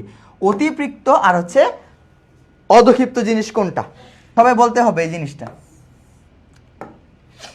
খেয়াল করো জিনিসটা কি, এই পাত্রের কন্টেন্ট ধরো 10 গ্রাম, সরি ক্যাপাসিটি আগে লিখি। এই পাত্রের ক্যাপাসিটি ধরেন আপনার 10 গ্রাম, কেমন? আর কন্টেন্ট দিছেন কত, কন্টেন্ট দিছেন আপনি ধরেন 15 গ্রাম। তাহলে এই পাত্রটা কি করবে, এই পাত্রটা হচ্ছে তোমার 10 গ্রামকে কি দ্রবীভূত করবে, বাকি 5 গ্রামকে কি করবে, দ্রবীভূত করতে পারবে না। তাহলে তুমি ধরো এই পাত্রের মধ্যে তুমি দ্রাবক নিয়ে এখানে 15 গ্রাম অ্যাড করে দিছো, কত গ্রাম, 15 গ্রাম অ্যাড করে দিছো। তাহলে 10 গ্রামকে দ্রবীভূত করবে আর 5 গ্রাম এটার মধ্যে কি ঘুরতে থাকবে ইনিশিয়ালি যখন মিশাবা, তাই না? তাহলে এটাকে বলা হয় অতিপৃক্ত অবস্থা। এই অবস্থাটাকে কি বলা হয়? অতিপৃক্ত, অতিপৃক্ত বা সুপার স্যাচুরেটেড সলিউশন। কেমন? আর এই অতিপৃক্ত অবস্থাটা খুবই ক্ষণস্থায়ী। এটা কি? খুবই ক্ষণস্থায়ী। কিছু সময় পর এটা কি হয়ে যাবে? যে বালিগুলো বা যে চিনিগুলো এক্সট্রা ছিল সেগুলো আস্তে আস্তে কি ডিপোজিট হইতে থাকবে বা অধক্ষিপ্ত হইতে থাকবে। তাহলে একটা সুপার স্যাচুরেটেড সলিউশন কিছুক্ষণ পর কি হয়ে যায়? অধক্ষিপ্ত হয়ে যায়। তাহলে কতটুকু অধক্ষিপ্ত হবে ভাইয়া? 5 গ্রাম অধক্ষিপ্ত হবে। আর তখন দ্রবণে কতটুকু থাকবে? তখন দ্রবণে 10 গ্রাম হচ্ছে দ্রবীভূত থাকবে। বুঝাইতে পারলাম? তাহলে সুপার স্যাচুরেটেড সলিউশনের একটা পরবর্তী অংশই কি? অধক্ষিপ্ত। আচ্ছা, একটা দ্রবণ যদি অধক্ষিপ্ত হয়ে যায় সেই দ্রবণটাকে কি বলা হবে? সম্পৃক্ত নাকি অসম্পৃক্ত? দেখো, অধক্ষিপ্ত মানে কি? এইটুকু তো দ্রবীভূত হইতে পারে নাই, এইটুকু তলানি পড়ে গেছে, কিন্তু এইখানে যে দ্রবণটা আছে ওই দ্রবণের ক্যাপাসিটি ছিল 10, আছে কত? এখানে 10 গ্রামই ডিজলভ আছে বা দ্রবীভূত আছে। তাহলে এই দ্রবণটা কি হয়ে যায়? তখন সম্পৃক্ত হয়ে যায়। তাহলে একটা দ্রবণ যখন অধক্ষিপ্ত হয়ে যায় তখন ওই দ্রবণটা কি হয়ে যায়? সম্পৃক্ত হয়ে যায়। আপনারা কি আমার কথাটা বুঝতে পারছেন? একটু কষ্ট করে জানাবেন। সবাই একটু ইয়েস লিখবেন যে জি ভাইয়া বুঝতে পারছি। কন্টেন্ট মানে কি? যতটুকু দিচ্ছি, মানে এখানে ওর ক্যাপাসিটি, ওর ধারণ ক্ষমতা, ক্যাপাসিটি মানে কি? ধারণ ক্ষমতা 10 গ্রাম, ওর কন্টেন্ট কতটুকু আমি দিচ্ছি? 15 গ্রাম দিচ্ছি, তাই না? তাহলে ও 10 গ্রামকে কি করবে? দ্রবীভূত করবে আর 5 গ্রামকে কি করবে? আস্তে আস্তে অধক্ষিপ্ত করে দিবে। আর অধক্ষিপ্ত হয়ে যাওয়ার পর যে দ্রবণটা আমার পরে থাকবে বা থাকবে এক্সট্রা, সেই দ্রবণটা কি সম্পৃক্ত নাকি অসম্পৃক্ত?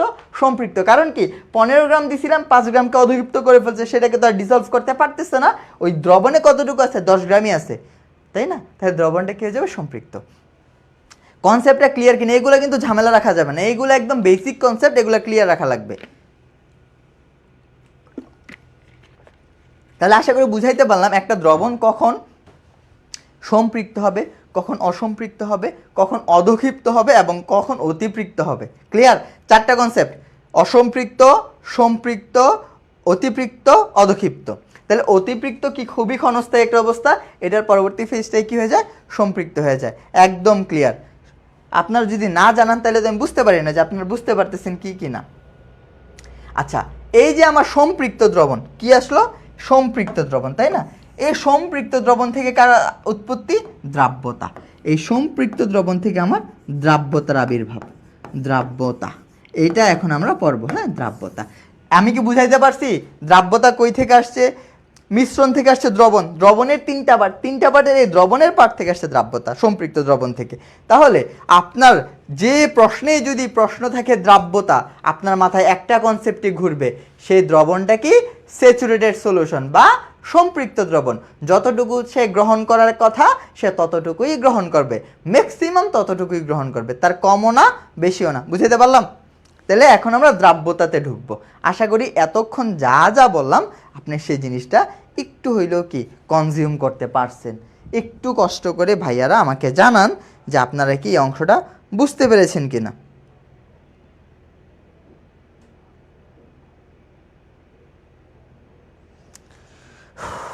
আপনারা বুঝছেন কিনা একটু জানাবেন।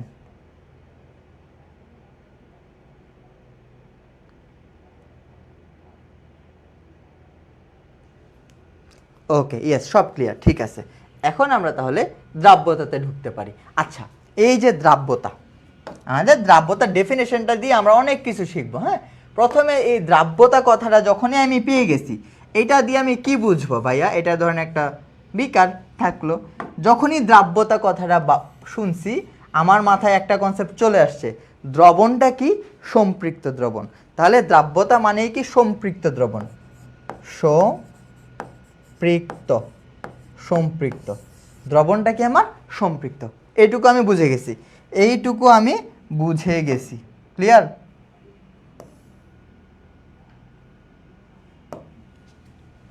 এইটুকু আমি বুঝে গেছি। আচ্ছা, এবার আসো, ধরো এটার মধ্যে একটা কিছু আছে এই পর্যন্ত, কেমন?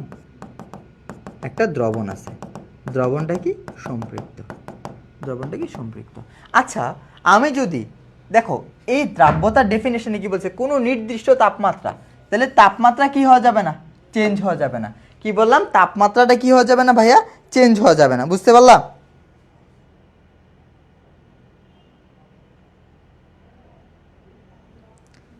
তাপমাত্রাটা চেঞ্জ হওয়া যাবে না। তাহলে কি বলছে, কোনো একটা নির্দিষ্ট তাপমাত্রায় সর্বোচ্চ যত গ্রাম দ্রব, কি বললাম, সর্বোচ্চ যত গ্রাম দ্রব 100 গ্রাম দ্রাবকে দ্রবীভূত থাকে তাকে বলা হয় কি, দ্রাব্যতা।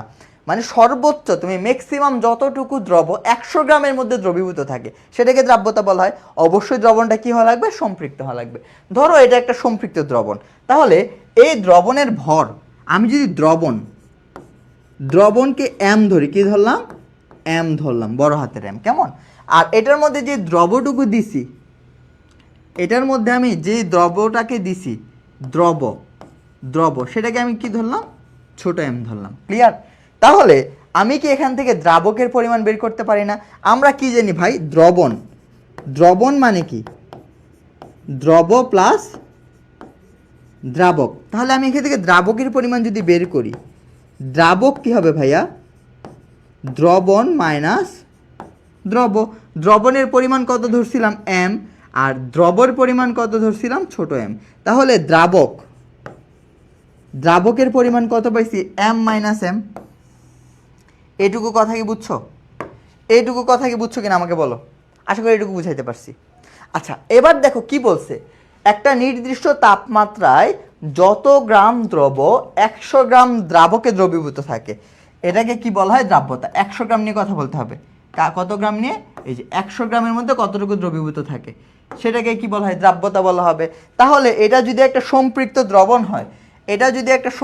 দ্রবণ হয়, তাহলে এটার মধ্যে এম মাইনাস এম গ্রাম দ্রাবকে কতটুকু দ্রবীভূত আছে, এখানে দ্রাবক কত, এম মাইনাস এম। তাহলে আমি কি লিখতে পারি, এম মাইনাস এম গ্রাম দ্রাবকে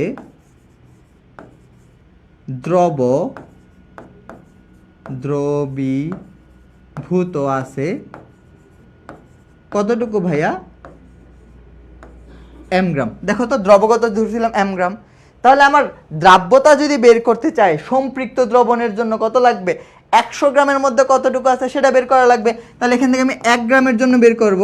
তাহলে 1 গ্রাম দ্রাবকে, এই অবশ্যই কিন্তু দ্রাবক নট দ্রবণ, ভালো করে দেখবা, দ্রাবক কিন্তু দ্রবীভূত আছে কতটুকু হবে, m divided by m minus m. Clear? আচ্ছা, তাহলে আমার কতর জন্য বের করা লাগবে, 100 গ্রামের জন্য। তাহলে 100 গ্রাম এটার জন্য যদি বের করি তাহলে কি হবে ভাইয়া, m into 100 divided by m minus m. এটাই কি আমার দ্রাব্যতার একটা ফর্মুলা। আর দ্রাব্যতাকে কি দ্বারা প্রকাশ করে, এস দ্বারা প্রকাশ করে, সলিউবিলিটি। হ্যাঁ, তাহলে এস ইজ ইকুয়াল টু কি হলো, 100 m divided by m minus m. Clear? তাহলে দ্রাব্যতা ডেফিনেশন বুঝছো সূত্র সহ, দ্রাব্যতা ডেফিনেশন বুঝছো সূত্র সহ। আমি যদি এই সূত্রটাকে বাংলাতে লিখতে চাই তাহলে সেটা কি হবে, খেয়াল করো। যদি আমি এই সূত্রটাকে বাংলাতে লিখতে চাই তাহলে কি হবে, উপরে কি বলতো, 100 ইন্টু এই এম কি ছিল, এম ছিল দ্রব, তাহলে 100 ইন্টু দ্রব, আর নিচে এম মাইনাস এম কি ছিল, দ্রাবক, তাহলে নিচে হবে দ্রাবক। তাহলে এটাই কি আমার দ্রাব্যতা, এটাই হচ্ছে আমার দ্রাব্যতা। বুঝাইতে পারলাম? একদম ক্লিয়ার কিনা আমাকে জানাও, দ্রাব্যতার সূত্রটা বুঝছো কিনা। মানে আমার হিসাব করা লাগবে 100 গ্রাম দ্রাবকে, নট দ্রবণ। 100 গ্রাম দ্রাবকে যতটুকু দ্রবীভূত থাকলে একটা দ্রবণ সম্পৃক্ত হবে সেটাকে বলা হয় দ্রাব্যতা।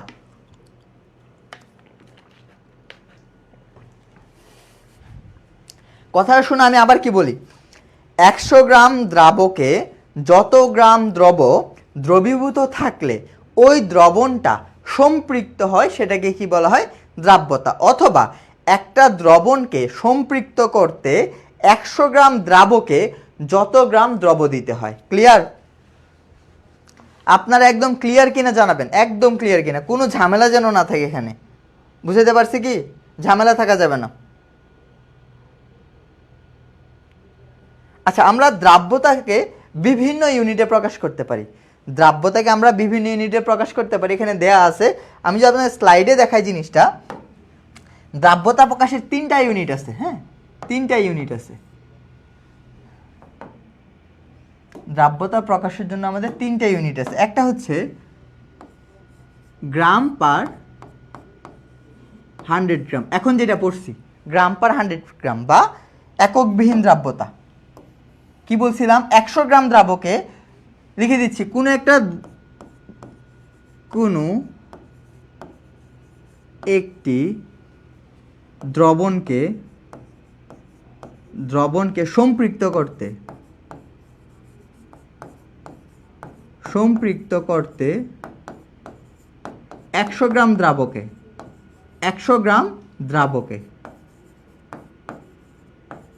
যত গ্রাম দ্রব প্রয়োজন তাকে কি বলা হয়? দ্রাব্যতা। এটা কি দ্বারা প্রকাশ করছিলাম? S ইজ ইকুয়াল টু হচ্ছে 100 m divided by m minus m, তাই না? এটা প্রকাশ করছিলাম, শেষ। এটা হচ্ছে 1 নম্বর ডেফিনেশন। তাহলে এটার ইউনিট কি? উপরের গ্রাম, নিচের গ্রাম, গ্রাম পার গ্রাম। আচ্ছা, আরেকটা ডেফিনেশন আপনাদের মাথায় রাখতে হবে, সেটা হচ্ছে ঘনমাত্রার সাথে কি সম্পর্ক। হ্যাঁ, যদি একটা দ্রবণ সম্পৃক্ত হয়ে যায়, সম্পৃক্ত অবস্থার ঘনমাত্রাকে তার দ্রাব্যতা বলা হয়। দ্রাব্যতার আরেকটা ইউনিট কি? মোল পার লিটার। কি বললাম? দ্রাব্যতার আরেকটা ইউনিট মোল পার লিটার। এখন আমার কোশ্চেন হচ্ছে, ভাই মোল পার লিটার কার ইউনিট? মোল পার লিটার হচ্ছে ঘনমাত্রার ইউনিট।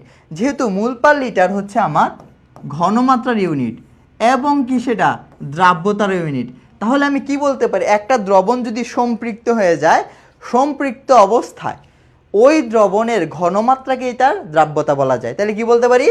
একটা স্যাচুরেটেড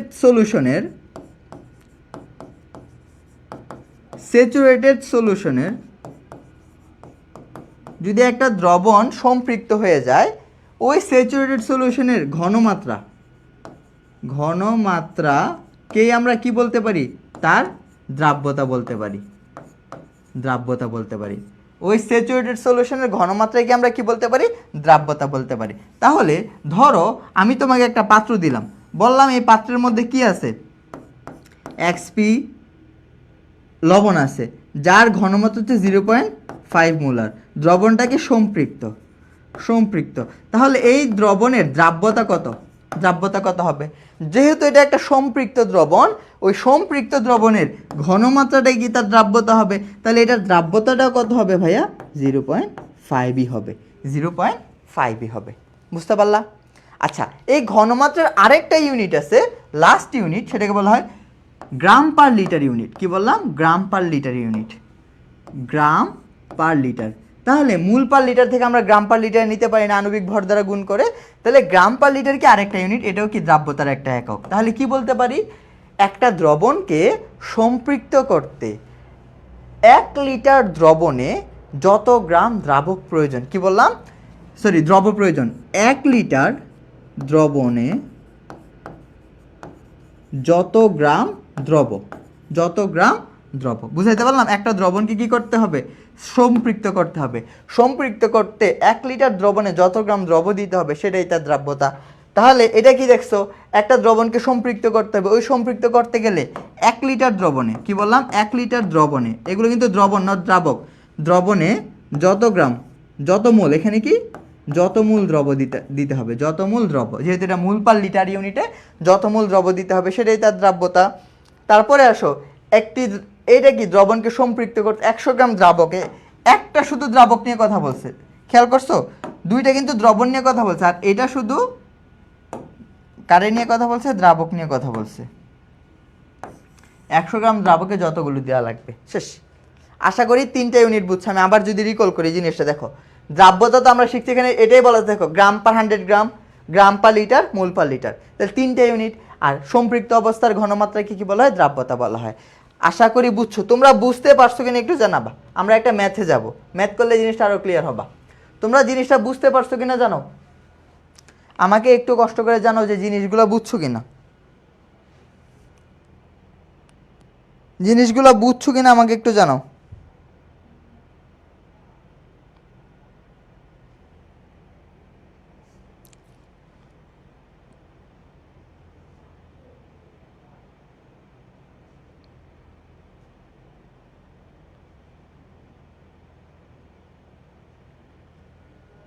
আচ্ছা সবাই ইয়েস লিখতেছো, তাহলে আশা করি জিনিসটা তোমরা বুঝতে পারছো, তাই না?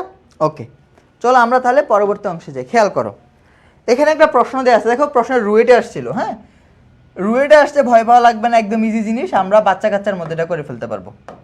ওকে, আমরা একটু বোঝার ট্রাই করি যে কোশ্চেনটা চাইছে কি আর আমরা বের করবো কি। বলছে 40 ডিগ্রি টেম্পারেচার, প্রশ্নটা বলছে টেম্পারেচার কত ভাই? 40 ডিগ্রি। ওকে, 40 ডিগ্রি তাপমাত্রায় কোনো দ্রবের দ্রাব্যতা, মানে একটা দ্রব আছে যার দ্রাব্যতা দেওয়া আছে কত? 80। হ্যাঁ, ওই তাপমাত্রায়, যেহেতু তাপমাত্রা চেঞ্জ না, ওই তাপমাত্রায় 1 কেজি সম্পৃক্ত দ্রবণ, তাহলে দ্রবণের পরিমাণ কত? 1 কেজি। 1 কেজি সম্পৃক্ত দ্রবণ তৈরি করতে কত গ্রাম দ্রব এবং দ্রাবক লাগবে? দেখো, দ্রবের পরিমাণ বের করতে বলছে এবং দ্রাবকের পরিমাণ বের করতে বলছে, এই দুটো হচ্ছে আমার কনসার্ন। দ্রাবক কতটুকু লাগবে এটা বের করব, এবং হচ্ছে দ্রব কতটুকু লাগবে সেটা বের করব। বুঝতে পারলাম? একটা টেম্পারেচার দেওয়া আছে, ওই টেম্পারেচারে একটা আননোন দ্রাবক, একটা আননোন দ্রব, একটা আননোন দ্রবের কি দেওয়া আছে? দ্রাব্যতা দেওয়া আছে 80। ক্লিয়ার? আমাকে জানতে চাইছে এটার দ্রব কতটুকু আর দ্রাবক কতটুকু। তাহলে দ্রাব্যতা, দ্রাব্যতার ফর্মুলা আমরা কি পড়ছি ভাইয়া? আমরা আনসারে যাই। হ্যাঁ, আনসারে যাচ্ছি। দ্রাব্যতার ফর্মুলা কি পড়ছি? 100 ইন্টু দ্রব ডিভাইডেড বাই দ্রাবক, এটা পড়ছি দ্রাব্যতার ফর্মুলাতে। 100 ইন্টু দ্রব ডিভাইডেড বাই দ্রাবক, তাই না? এটাকে আমরা কিভাবে লিখছিলাম মনে আছে তোমার? এই যে 100 m divided by m minus m। Clear? Okay, দেখো তো এখানে s এর মানটা দেওয়া আছে না, দ্রাব্যতার মানটা কত দেওয়া আছে ভাইয়া? s এর মানটা দেওয়া আছে 80। তাহলে আমি কি লিখতে পারি? 80 ইজ ইকুয়াল টু, ওকে, 100 দ্রব আর নিচে কি? দ্রাবক। এইটুকু তো ক্লিয়ার। এখন আমি যদি ধরি ধরি ধরি দ্রব এক্স পরিমাণ আছে, ধরি দ্রব কতটুকু আছে? এক্স পরিমাণ। তাহলে দ্রবণ কতটুকু ছিল? দেখো তো 1 কেজি। কোশ্চেনে বলা আছে দ্রবণ, দ্রবণ কত কেজি ভাই? 1 কেজি। আর দ্রবণ কি কি নিয়ে তৈরি হয়? দ্রব প্লাস দ্রাবক নিয়ে তৈরি হয়। তাহলে দ্রবণের পরিমাণ 1 কেজি বলা আছে, তাহলে 1 কেজি কত গ্রাম? আমরা সব কিন্তু গ্রামে প্রকাশ করব। 1 কেজি মানে 1000 গ্রাম। তাহলে দ্রবণের পরিমাণ কত লিখতে পারি? 1 কেজি অথবা 1000 গ্রাম, 1000 গ্রাম লিখতে পারি। তাহলে 1000 গ্রাম ইকুয়াল টু কি লিখতে পারি? দ্রব প্লাস দ্রাবক। ক্লিয়ার? তাহলে আমি তো দ্রবকে এক্স ধরছি, তাহলে দ্রাবক বের করতে পারবো না। তাহলে দ্রাবক যদি বের করি, দ্রাবকের পরিমাণ কি হবে? 1000 minus x, 1000 minus x. Clear? 1000 minus x. আর এই দ্রাবক মানেই যেন কি ভাইয়া? M minus M. আর এই এক্স মানে কি? এই দ্রব মানেই কি ধরছিলাম? এম। দ্রব মানে এম, তাহলে এটাকে আমরা এমও ধরতে পারি, তাই না? আচ্ছা, প্যারানে আমরা এইভাবে করে ফেলবো। তাহলে আমি একটু সব কিছু বের করে ফেলছি, যা সেখানে মান বসাই দিব। আসো, এখানে কি থাকবে? 80 ইজ ইকুয়াল টু, আমি 100 দিয়ে দিলাম, ইন্টু এই দ্রবের পরিমাণ কত ধরছি ভাই? এক্স ধরছি, বসাই দেই এক্স। দ্রাবক কত বের করছি? 1000 মাইনাস এক্স, 1000 মাইনাস এক্স। এখানে এটাকে জাস্ট সিম্পলিফাই করা লাগবে। এখন যদি একে সিম্পলিফাই করি তাহলে কি থাকবে ভাইয়া? থাকবে হচ্ছে 100x is equal two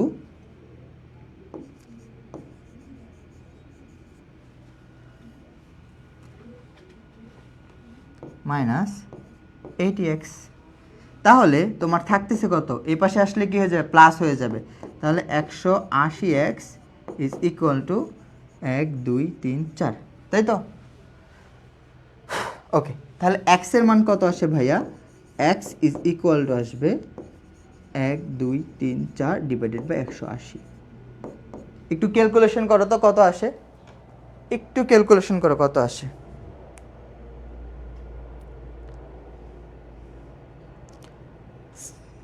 triple 4.44, একটু ক্যালকুলেশন করে জানাও।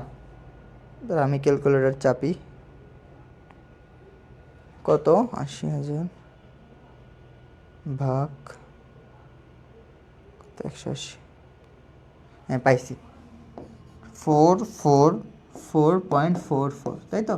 এত গ্রাম। এটা কার মান পাইছি ভাই? এক্স এর মান। তাহলে এক্স কি ধরছিলাম আমরা? এই এক্স কি ধরছিলাম? এটা কার মান? এক্স এর মান। এক্স কি? দ্রব।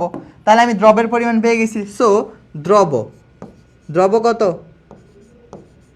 4.44 গ্রাম। একটা আনসার হয়ে গেল। আরেকটা কি জানতে চেয়েছিল? দ্রাবক। দ্রাবক কি হবে? 1000 মাইনাস 444.44 গ্রাম। শেষ। এই হচ্ছে আমার উত্তর। ক্লিয়ার? তোমরা কি একদম ক্লিয়ার বুঝছো ভাইয়া? তোমরা কি একদম ক্লিয়ার বুঝছো কিনা আমাকে জানো। কোনো ঝামেলা আছে কিনা একটু কষ্ট করে জানাবা। এইসব ম্যাথে কিন্তু ঝামেলা থাকা যাবে না। এগুলো যদি ভুল করি তাহলে কিন্তু আমরা পরবর্তী বড় ম্যাথ করতেই পারবো না।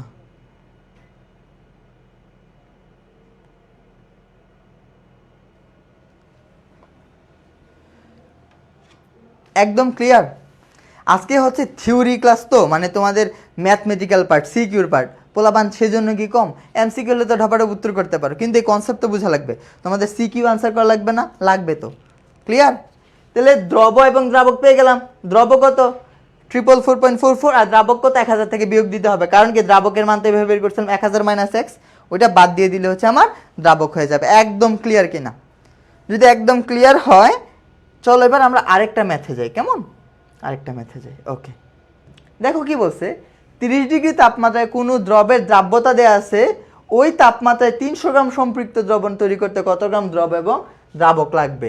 আচ্ছা, এখানে শুধু দ্রব বের করতে বলছে, একটাই বের করতে বলছে। এটা কি পারা যাবে? এটা কি এসডব্লিউ দিব?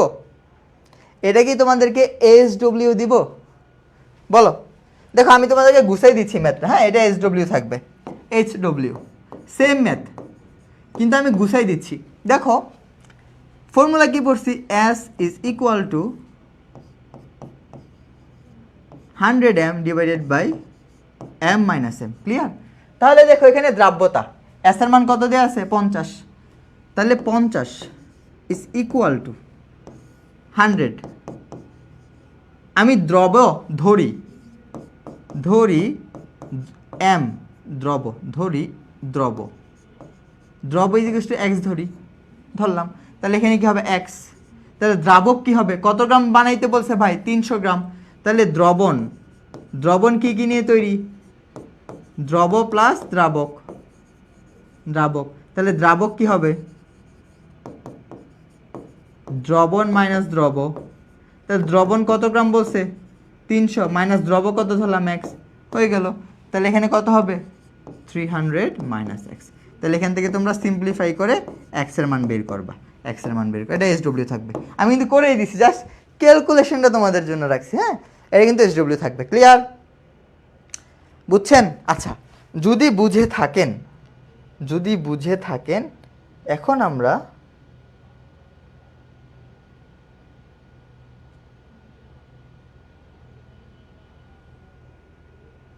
এই প্রশ্ন দেখো। 60 ডিগ্রি তাপমাত্রায় 150 গ্রাম পটাশিয়াম নাইট্রেট দ্রবণকে সম্পৃক্ত করতে গেলে তাতে আরও 22 গ্রাম পটাশিয়াম নাইট্রেট যোগ করতে হয়, অথবা 20 গ্রাম পানি বাষ্পীভূত করতে হয়। পটাশিয়ামের দ্রাব্যতা কত? এটা খুবই মজার একটা ম্যাথ, একটু জটিল টাইপ মনে হইতে পারে, কিন্তু একবার যদি বুঝে যান একদম ইজি।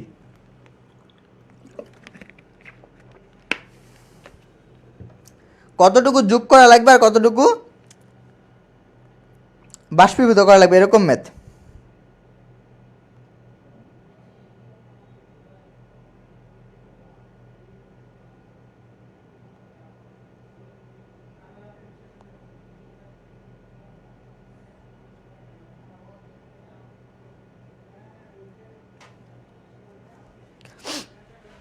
আচ্ছা, এই জিনিসটা বোঝার জন্য আমরা ভেঙে ভেঙে দুইটা পার্টে ম্যাথটা করবো। হ্যাঁ, দুইটা পার্টে ম্যাথটা করবো। একটা ম্যাথ দেখো, একটা পার্ট এখানে কি বলছে? 60 ডিগ্রি বলছে, আমার ওইটা নিয়ে কথাবার্তা নেই। 150 গ্রাম এর দ্রবণ, দেখো এটা কার মান দেয়া? দ্রবণ কিন্তু দেয়া। এটা কারটা দেয়া ভাই? 150 গ্রামের কি দেওয়া আছে? দ্রবণ। ওকে, দ্রবণ দেওয়া আছে 150 গ্রামের। ওকে, সম্পৃক্ত করতে গেলে তাতে আরও 22 গ্রাম দেওয়া লাগতেছে। মানে একটা দ্রবণ আছে কি অসম্পৃক্ত, এই কথাটা কি বুঝছো? এর সম্পৃক্ত করতে গেলে আরও কিছু অ্যাড করা লাগে। তাহলে এখানে একটা দ্রবণ আছে, ধরো এই দ্রবণটাকে অসম্পৃক্ত, দ্রবণের ভর কত দেয়া আছে ভাইয়া? এই দ্রবণের ভর, দ্রবণ দেয়া আছে কত? দ্রবণ দেয়া আছে 150 গ্রামের। দ্রবণটা কত গ্রামের? 150 গ্রামের। ওকে, তাহলে এইটা যেহেতু একটা দ্রবণ, এটার মধ্যে কি কি আছে ভাই? দ্রব আছে প্লাস দ্রাবক আছে। এটুকু তো বুঝছো। যেহেতু এটা একটা দ্রবণ, এটার মধ্যে এই দুইটা জিনিস আছে, তার মানে এটার মধ্যে আগে থেকে কিছু কি আছে, দ্রব আছে। এটার মধ্যে আগে থেকে কিছু দ্রব আছে, দ্রাবক তো আর চেঞ্জ হচ্ছে না। আচ্ছা, এটা কি অসম্পৃক্ত? এই দ্রবণটা কি এই অবস্থায় কি আছে, অসম্পৃক্ত আছে। অসম্পৃক্ত, কারণ কিভাবে বললাম অসম্পৃক্ত? এটাকে যদি সম্পৃক্ত করতে চাই, এটার মধ্যে 22 গ্রাম যোগ করা লাগতেছে। আমি যদি এটার মধ্যে 22 গ্রাম যোগ করি, কত গ্রাম? 22 গ্রাম। 22 গ্রাম দ্রব যদি যোগ করি, তখন কি হয়ে যাবে? তখন এটা সম্পৃক্ত হবে, তখন এটা সম্পৃক্ত হবে। ক্লিয়ার? 22 গ্রাম যদি যোগ করি, এটা সম্পৃক্ত হবে। তাহলে এখানে আগে একটা দ্রব ছিল, এটার সাথে আরো 22 গ্রাম কি যোগ করতেছি, দ্রব যোগ করতেছি।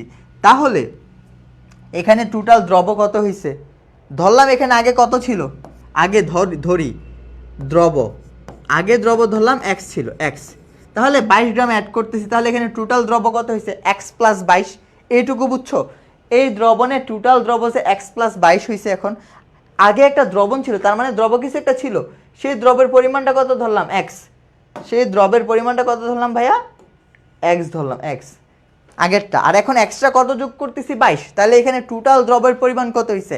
X plus 22। এইটুকু বুঝছো কিনা একটু জানাবা, এইটুকু বুঝছো কিনা একটু জানাবা। তোমরা কি কথা বুঝতেছো?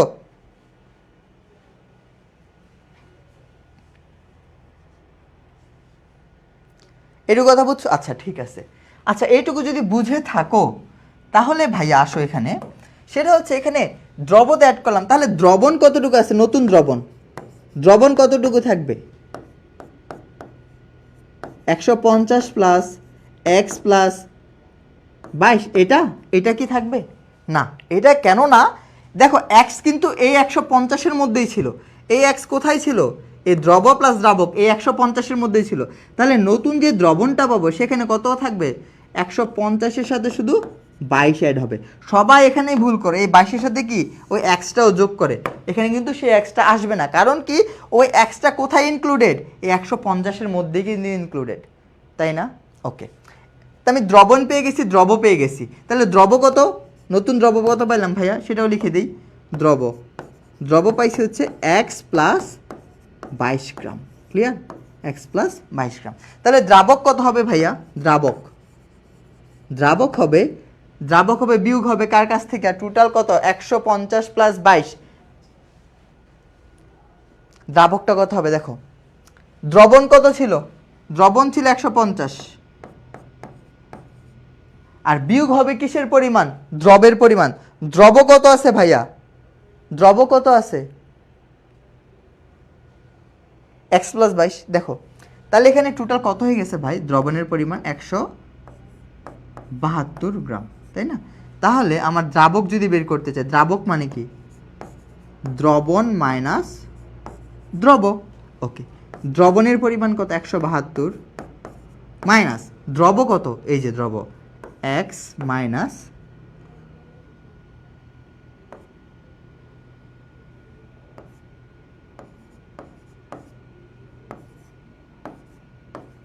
এটুকু কি ক্লিয়ার? আপনারা এটুকু বুঝছেন কিনা একটু জানান। তুমি বুঝছো কিনা? আচ্ছা আবার বলি, দেখো 150 গ্রামের একটা দ্রবণ দিয়ে আছে অসম্পৃক্ত। যেহেতু এটা দ্রবণ, এটার মধ্যে কি আছে? দ্রব আছে, দ্রাবক আছে। তো ধরে নিলাম এখানে কতটুকু দ্রব আছে জানি না, এক্স পরিমাণ ধরে নিলাম। কেমন? এক্স পরিমাণ আছে আগে থেকে। তো এই দ্রবণটাকে যদি আমি সম্পৃক্ত করতে চাই, তার মধ্যে 22 গ্রাম কি এক্সট্রা দ্রব অ্যাড করা লাগে।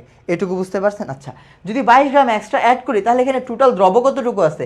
আগে এক্স ছিল এই দ্রবণের জন্য, আর এক্সট্রা 22 দিছি, তাহলে এক্স প্লাস 22 গ্রাম। ক্লিয়ার? তাহলে দ্রবণ কতটুকু থাকবে? এই যে দ্রবণ হবে দ্রাবক প্লাস দ্রব। তাহলে আগে তো 150 গ্রাম ছিল, এক্সট্রা কত অ্যাড করতেছি? 22। তাহলে দ্রবণ কত হয়ে যাবে? 172 গ্রাম। ক্লিয়ার? আর আমি যদি দ্রাবক বের করতে চাই, দ্রাবক মানে কি? দ্রবণ মাইনাস দ্রব। দ্রবণ কত? এই যে 172 মাইনাস দ্রব কত? X plus 22। ক্লিয়ার? এইটুকু বুঝছেন?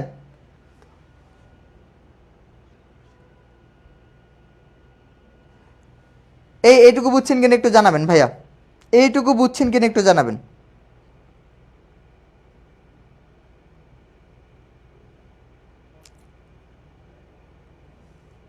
বুঝাইতে পারি নাই? আচ্ছা, যদি বুঝে থাকেন, তাহলে এখান থেকে আমি কি বের করতে পারি? এখান থেকে আমি আপনাদের কি বের করতে ভাই কি বের করতে পারি এখান থেকে হচ্ছে আমরা দ্রাব্যতা বের করতে পারি। আচ্ছা এখানে আমি একটা দাগ দিয়ে দ্রাব্যতাটা বের করি। তাহলে S ইজ ইকুয়াল টু কি হবে 100m divided by m minus m। তাহলে এখানে কি থাকবে 100 ইন্টু m এর মান কত, m হচ্ছে দ্রব কত x প্লাস 22, তাহলে কি থাকবে x প্লাস 22। ক্লিয়ার? আর নিচে কি দ্রাবক কত 172 মাইনাস x প্লাস 22, তাহলে কি হবে 172 মাইনাস x মাইনাস মানে প্লাস মাইনাস মাইনাস হয়ে গেছে 22। ক্লিয়ার? তাহলে আমার এটা একটা দ্রাব্যতা পেলাম, এটাকে আমি S1 ধরতে পারি, S1 ধরতে পারি। ক্লিয়ার? এটুকু থাকলো। তাহলে এটা আমার ধর 1 নম্বর সমীকরণ, এটা আমার থাকলো এখানে। এবার পরবর্তী কেজে আসো, এই যে এইটুকু আমার শেষ। অথবাতে কি বলছে, অথবা তা থেকে যদি আমি 20 গ্রাম পানিকে বাষ্পীভূত করে দেই, মানে 20 গ্রাম পানি সরাই দেই, তখন এই দ্রবণটা কি হয়ে যাবে, সম্পৃক্ত হয়ে যাবে। এটা আরেকটা কথা বলছে, হয় এটা করবো না হলে ওইটা করবো। এখন ওই কেজে আসি, কি বলছি তোমরা কথা বুঝতেছো? তোমরা কি কথা বুঝতেছো?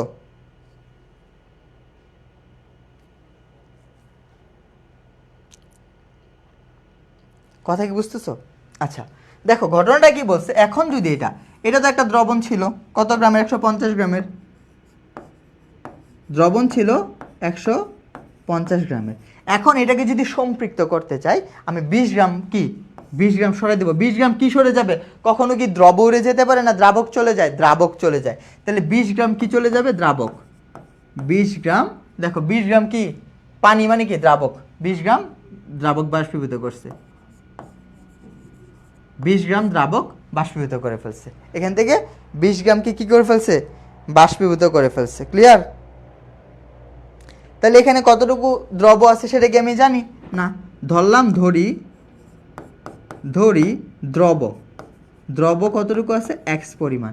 তাহলে এখানে যদি আমি অ্যাপ্লাই করি S2 যদি ধরি এটা দ্রাব্যতাকে, ফর্মুলা কি 100x ডিভাইডেড বাই দ্রাবক কতটুকু চলে গেছে 20, মানে 150 ছিল ওইটুকু চলে গেছে। তাহলে কত হবে 130 মাইনাস x, কত হবে ভাইয়া 20 গ্রাম তো উড়ে চলে গেছে, তাহলে 130 মাইনাস x। ক্লিয়ার? এটুকু বুঝছো?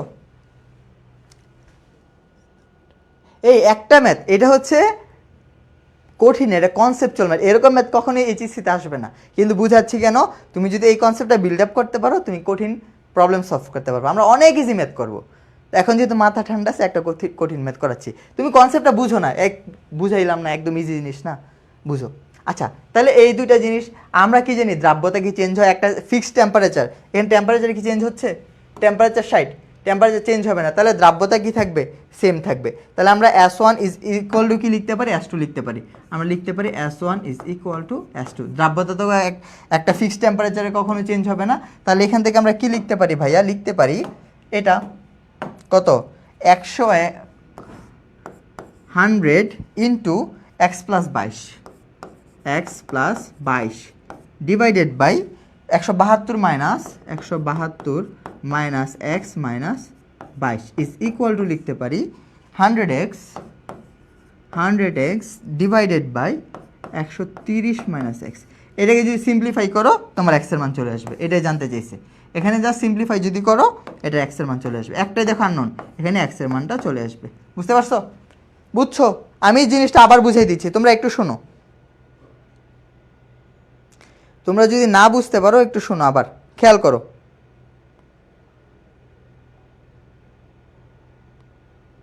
সেটা আনসারটা আসবে, আমি আনসারটা লিখে দিচ্ছি, এটা সিম্পলিফাই তোমরা করবে, 110 আসবে। আনসার যদি বের করো 109 এর কাছাকাছি, 100 অ্যাপ্রক্সিমেট 110, হ্যাঁ মানে 109 দশমিক সামথিং আসবে, অ্যাপ্রক্সিমেট 110 আসবে উত্তর, 110 গ্রাম এটা আসবে উত্তর। এটা সবাই সিম্পলিফাই করবা। আচ্ছা আমি তোমাদেরকে আবার জিনিসটা বুঝাই, হ্যাঁ একটু ঠান্ডা মাথায় দেখো। মানে একটা দ্রবণ দেয়া আছে 150 গ্রামের, ওকে, ওই দ্রবণটা দেয়া আছে, ওইটা কি অসম্পৃক্ত একটা দ্রবণ, মানে এটা সম্পৃক্ত না। তাহলে একটা দ্রবণের মধ্যে কি কি থাকবে, দ্রব থাকবে, দ্রাবক থাকবে। এই জিনিসটা আমি হচ্ছে এখানে লিখছি, একটা দ্রবণ দেওয়া ছিল, দ্রব আছে, দ্রাবক আছে। এখানে দ্রব কতটুকু আছে আমি জানি না, সেটাকে ধরলাম x পরিমাণ। তাহলে এটাকে যদি সম্পৃক্ত করতে চাই, আমার কোশ্চেনে বলছে 22 গ্রাম দ্রব অ্যাড করা লাগে। যদি 22 গ্রাম দ্রব অ্যাড করে সম্পৃক্ত করি, তাহলে এখানে টোটাল দ্রব কত হয়ে যাচ্ছে, আগে x ছিল এখন 22, এক্স প্লাস 22, দেখো দ্রব পরিমাণ এক্স প্লাস 22, ক্লিয়ার? ওকে, এখন আসো এখানে দ্রাবক কতটুকু সেটা যদি বের করতে চাই, তাহলে দ্রাবক কি কি থেকে বাদ যাবে? দ্রবণ থেকে দ্রবটা বাদ যাবে। দ্রবণ কত ছিল? 150-এর সাথে যখন 22 যোগ করছি তাহলে টোটাল দ্রবণ কত হয়ে গেছে? 172। তাহলে 172 থেকে কি বাদ যাবে? এক্স, আর মানে দ্রবটা বাদ যাবে। দ্রবর পরিমাণ কি ছিল? এক্স প্লাস 22, এটা বাদ দিছি, তাহলে আমি কি পেয়ে গেছি? দ্রাবক পেয়ে গেছি। এই দুইটা বের করছি কেন? আমার সূত্রের মধ্যে কি লাগবে? সূত্রটা যে শিখাইছি দেখো তো, সূত্রের মধ্যে কি ছিল?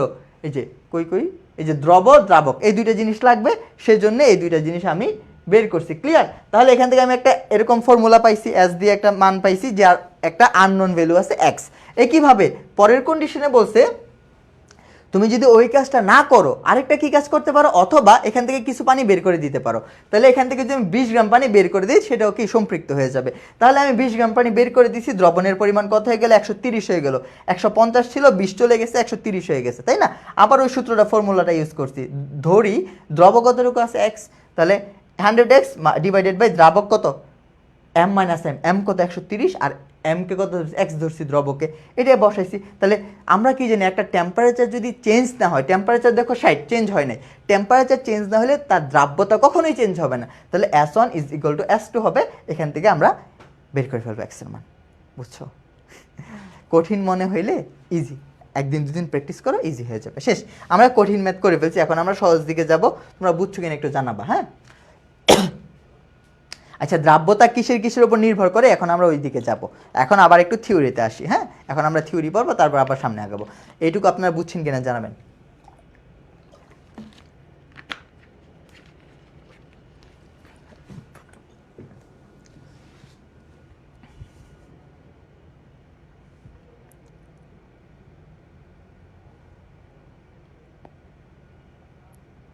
আপনারা কি আসেন কেউ ক্লাসে?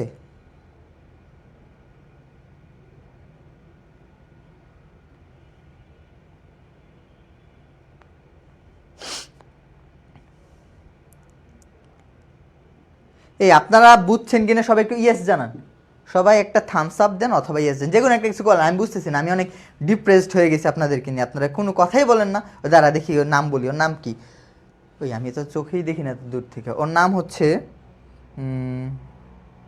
সেনোয়ারা বেগম, বুঝতে পারছে, ঠিক আছে। সিফাত ইসলাম, বুঝতে পারছে। আছি ভাইয়া একজন লিখছে। আফিফ আলী, এই কি সেই আফিফ ওই দিন যে পচানো ট্রাই করছিলাম? ক্লিয়ার, ওকে, ঠিক আছে। ঠিক আছে, এখন আবার একটু মোটিভেট পাইছি যে আপনারা বুঝতেছেন। হ্যাঁ, ধরেন আমি আপনাদের একটা মজার ঘটনা বলি, হ্যাঁ? অনেকক্ষণ বললাম না, একটু 2 মিনিট একটা মজার ঘটনা বলি। এখন আপনারা যদি এরকম স্টুডেন্ট হন, মানে একটু মুখস্থ টাইপ, যে খালি মুখস্থ জিনিস পড়তে পছন্দ করেন, ম্যাথমেটিক্যাল পার্ট পছন্দ করেন না, তাইলে তো ঝামেলা। আপনারা হচ্ছে সবাই ইয়েস জানাইতে থাকেন, আমি এর মধ্যে কথাটা বলে ফেলি, হ্যাঁ? কথাটা হচ্ছে এরকম, ধরো যে বেশি মুখস্থ পারে তার মধ্যে একটা কি ঝামেলা হইতে পারে। তো একটা স্টুডেন্ট, এটা আমার একটা ভাই ছিল, রিফাত ভাই, উনি হচ্ছে বলছিল, অনেক মজা বাবা, একটু শোনো, হ্যাঁ? তো ওই একটা স্টুডেন্ট হচ্ছে এই ম্যাথমেটিক্যাল পার্ট করে না, ক্লাসে যায়, ওরে যা বলে সে সব শিখে আসতে পারে, একদম মুখস্থ করে ফেলে, হ্যাঁ? ওকে, মুখস্থ করে ফেলে। তো একদিন টিচার ওরে নিয়ে তো অনেক মহাবিপদে আছে। তো টিচার বললো যে তুমি কালকে ABCD পড়ে আসবা। তো বাসায় যেয়ে কী পড়তেছে, ও বাসায় যেয়ে পড়তেছে কালকে ABCD পড়ে আসবা, কালকে ABCD পড়ে আসবা। তো একদম এটা মুখস্থ করে আসছে। স্যারের ওই দিন আবার ফার্স্ট বেঞ্চে বসছে, স্যার পড়া শিখে আসছে। ওকে, স্যার বলতেছে বলো, কোশ্চেনের উত্তর দিচ্ছে কালকে ABCD শিখে আসবা, কালকে ABCD শিখে আসবা। স্যার পড়ছে তার মহাবিপদে, আরে ওরে কি বললাম আর কি শিখে আসলো? ওরে বলছি A থেকে Z পর্যন্ত শিখে আসবা, বা ABC এভাবে শিখে আসবা। ও শিখে আসছে কি কালকে ABCD শিখে আসবা, মানে স্যার যা বলছে তাই শিখে আসছে। তো মহাবিপদে, তো স্যার একটু টেকনিক করলো যে ওরে একটু মানে অন্যভাবে কিছু একটা শিখায়। তো স্যার বলতেছে আমি তোমাকে একটা কোশ্চেন বলতেছি, তুমি কালকে ওই কোশ্চেনগুলোর উত্তর শিখে আসবা। তাহলে কোশ্চেন কী ছিল? 1 নম্বর প্রশ্ন ছিল যে বাংলাদেশের প্রধানমন্ত্রীর নাম কি, কেমন? আচ্ছা, এটা একটা প্রশ্ন। 2 নম্বর প্রশ্ন ছিল তোমার আব্বু কি করে এবং কিভাবে করে, বা কি করে বা কত স্পিডে কি করে, এগুলো জানতে চাইছে। তারপরে আরেকটা কোশ্চেন ছিল মুরগি কী পারে, এই জিনিসটা জানতে চাইছে। তো বাসায় গেছে, বাসায় যাওয়ার পর ওর আব্বার কাছে বলতেছে আব্বা বাংলাদেশের প্রধানমন্ত্রীর নাম কি? এখন একটা প্রধানমন্ত্রী খুঁজবে এখান থেকে। ধরো বাংলাদেশের প্রধানমন্ত্রীর নাম হচ্ছে তানহা ইসলাম, ওকে? আর বেকুবটা হচ্ছে সিফাত ইসলাম, নাকি না আফিফ নাকি, আচ্ছা সিফাত ইসলাম, আজকে সিফাতটা পাইছি। তো ওই যে মুখস্থ করে তার নাম হচ্ছে সিফাত ইসলাম, ওকে? ওকে, ঠিক আছে। তো সিফাত ইসলাম হচ্ছে আব্বুর কাছে যে বলতেছে, আব্বু বাংলাদেশের প্রধানমন্ত্রীর নাম কি? তো তখন সিফাতের আব্বু সিফাতকে বলতেছে বাংলাদেশের প্রধানমন্ত্রীর নাম হচ্ছে তানহাই ইসলাম। ওকে, শিখলো, এটা শিখে ফেলছে। বাংলাদেশের প্রধানমন্ত্রীর নাম কি? তানহাই ইসলাম। পরবর্তীতে প্রশ্ন ছিল কি যে আব্বু তুমি কি করো? তো সিফাতের আব্বু হচ্ছে গাড়ি চালাইতে পারে অনেক ভালো। তো কিভাবে গাড়ি চালাও? ফুল স্পিডে গাড়ি চালাও, অনেক ফাস্ট গাড়ি চালাইতে পারে। হইলো। তার বলছে আব্বু মুরগি কি পারে? তো সিফাতের আব্বু সিফাতকে শিখাই দিয়েছে মুরগি হচ্ছে ডিম পারে। ক্লিয়ার? অনেক মজার জিনিস। এখন সে সব শিখে আসছে। পরের দিন একদম সামনের বেঞ্চে বসে একদম স্ট্রেট ফরওয়ার্ড বসে স্যার ঢুকবে পড়া বলবে। তো ঢুকে আসে পড়া বলবে। তো এত এক্সাইটেড হয়ে গেছে আজকে সব পড়া মুখস্থ। স্যার মানে বলতে দেরি হয়েছে কে কে শিখে আসছে, অত হাতটা দিয়ে লাফালাফি শুরু করছে, হাত দিল। বলতেছে বলো কি বলবা? স্যার পড়া শিখে আসছি, বলো একটা একটা করে। স্যার আমি একটা একটা করে বলবো না, আমি এতটা এক্সাইটেড, আমি সবটা একসাথে বলবো। বল ঠিক আছে, সবটা একসাথেই বলো। এক্সাইটমেন্টে ওই কি নাম সিফাত কি বললো, এই বাংলাদেশের প্রধানমন্ত্রীর নাম কি ছিল আবার রিকল করাচ্ছি, তানহাই ইসলাম। ওর আব্বা ফুল স্পিডে গাড়ি চালায় আর মুরগি ডিম পারে। তো সিফাত ইসলাম কি বলে, এই যে তানহাই ইসলাম ফুল স্পিডে ডিম পারে। হইল কিছু কিছু কি হইলো? তানহাই ইসলাম ফুল ফুল স্পিডে কেন ডিম পারবে? তানহাই ইসলাম ছিল প্রধানমন্ত্রীর নাম, ওর বাপ হচ্ছে ফুল স্পিডে গাড়ি চালায় আর মুরগি ডিম পারে। কিন্তু ঘটনাটা হয়ে গেছে একসাথে বলাতে তানহাই ইসলাম ফুল স্পিডে ডিম পারে। বুঝছো? আচ্ছা, অনেক রিফ্রেশমেন্ট হয়েছে, গল্প গুজব হয়েছে, এখন আমরা আবার পড়াশোনাতে যাই।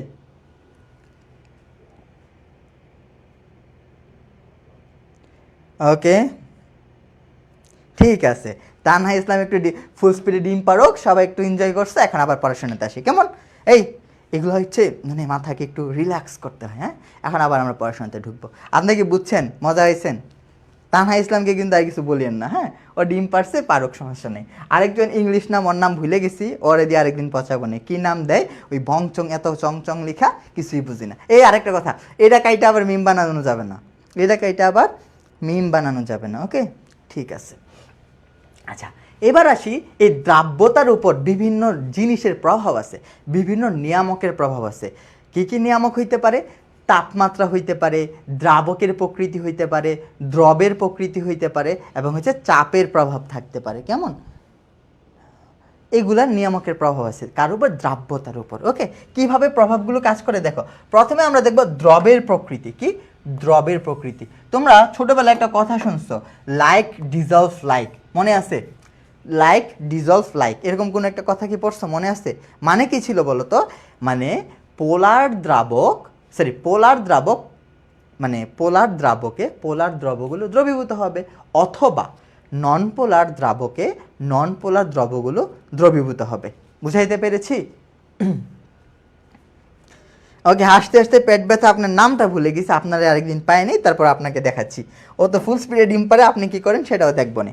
ওকে, ঠিক আছে, আমরা আসি। আচ্ছা, এবার আসি দ্রবের প্রকৃতি।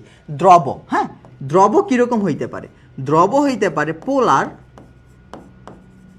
পোলার, আর আবার কি হইতে পারে? অর নন পোলার বা অপোলার, অপোলার এরকম হইতে পারে। যদি দ্রব পোলার হয়, তাকে যদি পোলার দ্রাবকে দেওয়া হয়, পোলার দ্রাবকে দেয়া হয়, তখন কি ভালো দ্রবীভূত হবে।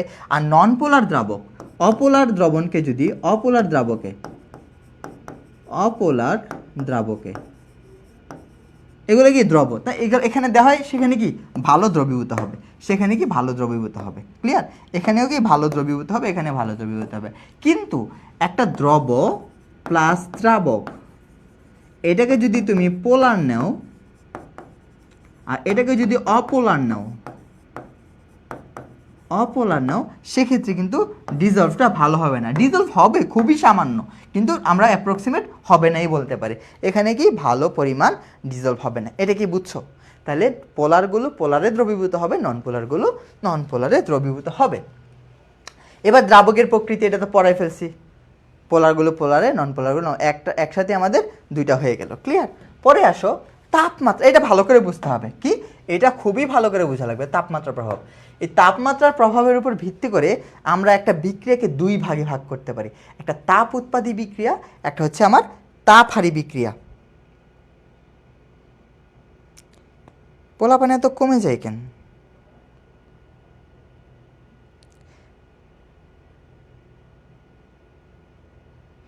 এই গল্প শুনতে পারে নাই ওই আফিফ, ও তো আর তোর বেটা আরেকদিন পায় নাই, তোর আরেক অন্য গল্প শোনাবো। হ্যাঁ, এখন আমরা এখানে আসছি তাপমাত্রার উপর ভিত্তি করে। তাপমাত্রার উপর ভিত্তি করে একটা বিক্রিয়া দুই প্রকার হইতে পারে, তাপ উৎপাদী, তাপহারী, তাই না?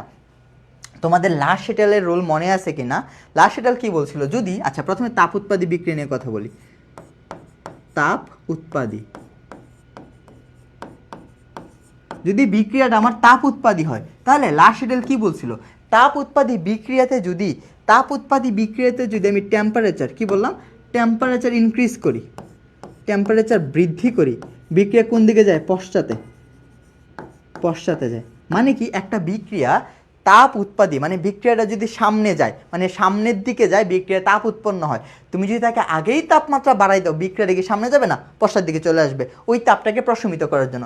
লাশেটেল এটাই বলছিল। তাহলে তাপমাত্রা বাড়ালে বিক্রিয়া কোন দিকে যাবে? পশ্চাতে। মানে দ্রাব্যতা কি হবে? দ্রাব্যতা কি? এই সেম জিনিস, দ্রাব্যতা হচ্ছে কমে যাবে। তাহলে তাপ উৎপাদী বিক্রিয়াতে যদি তুমি টেম্পারেচার ইনক্রিজ করো, দ্রাব্যতা কিন্তু এস দিয়ে প্রকাশ করতেছি, দ্রাব্যতা কমে যাবে। অন দ্য আদার হ্যান্ড, তাপ উৎপাদী বিক্রিয়াতে যদি তুমি তাপমাত্রাকে ডিক্রিজ করো বা কমাই দাও, তখন বিক্রিয়া সামনে যাবে। সামনে কিভাবে যাবে? ডিজলভ হয়ে, তাই না? তাহলে দ্রাব্যতা কি হয়ে যাবে? ইনক্রিজ হয়ে যাবে। দ্রাব্যতা হচ্ছে ইনক্রিজ হবে। এইটুকু আশা করি বুঝাইতে পারলাম। তাহলে এটা হচ্ছে তাপ উৎপাদী বিক্রিয়ার কথাবার্তা।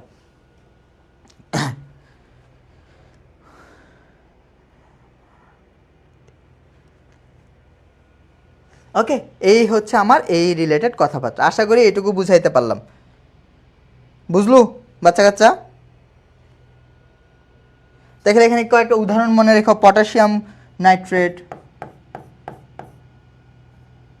সরি তাপ উৎপাদিত, সরি ভুল বললাম, এটা তো ক্যালসিয়াম হাইড্রোক্সাইড। চুনের পানি, দেখবা চুন যখন তুমি কি করবা, চুন যখন তুমি পানিতে ভিজাবা, এখানে অনেক হিট জেনারেট হবে, তাহলে এটা একটা এক্সাম্পল হিসেবে মনে রাখতে পারো। আরেকটা কি হইতে পারে? তাপহারী বিক্রিয়া, সেটা যদি একটু খেয়াল করো। তাপহারী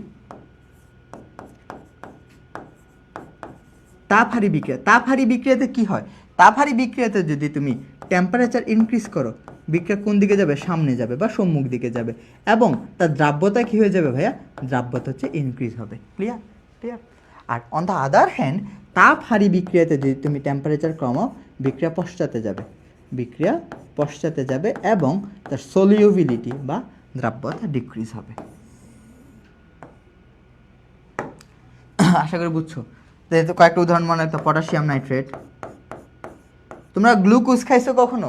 গ্লুকোজ দেখবে পানিতে যখন মিশাবা, তখন একটা তাপহারী বিক্রিয়া ঘটে, দেখবে যে ওই পানিটা খুবই ঠান্ডা হয়ে যায়। এটা একটা কিন্তু তাপহারী বিক্রিয়া। এগুলো বেসিক কথাবার্তা, এগুলো কিন্তু মনে রাখা লাগবে। যেমন পটাশিয়াম ক্লোরাইড, গ্লুকোজ, তারপর আরও কি হতে পারে? গ্লুকোজ,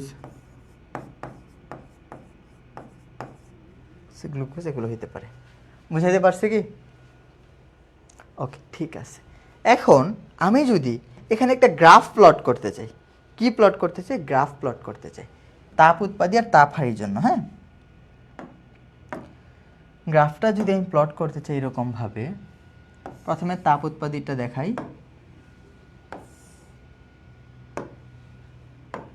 এখানে হচ্ছে দ্রাব্যতা বা সলিউবিলিটি, তাই না? এদিকে হচ্ছে আমার তাপমাত্রা। আচ্ছা, তাপ উৎপাদী, এটা কার জন্য? তাপ উৎপাদীর জন্য।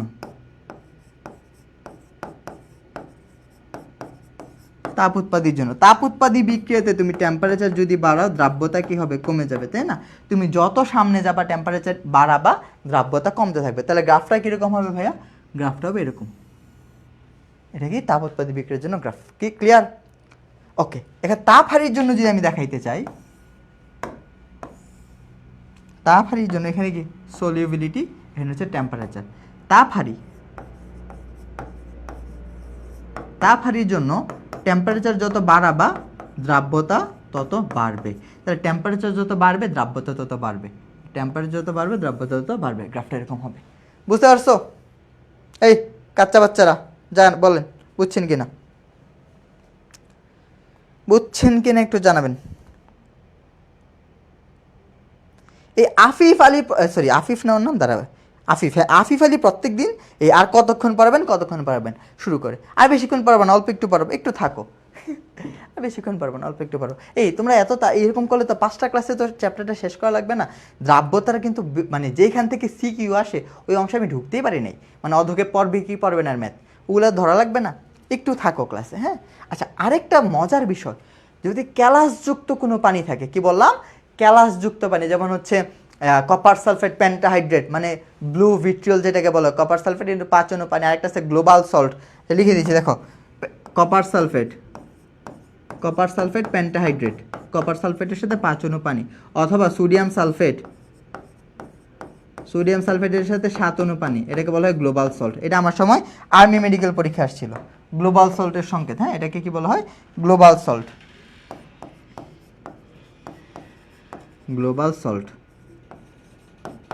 সল্ট, কেমন, হ্যাপটাহাইড্রেট, 7 অনু পানি। তাহলে এইগুলোর জন্য গ্রাফটা একটু ভিন্ন হয়, সেই গ্রাফটা কীরকম হয় একটু খেয়াল করো। আমি তোমাদেরকে আঁকায় দেখাইতে চাই। ধরো আমি গ্লোবাল সল্টেরটা আঁকাচ্ছি, কেমন, গ্লোবাল সল্টেরটা,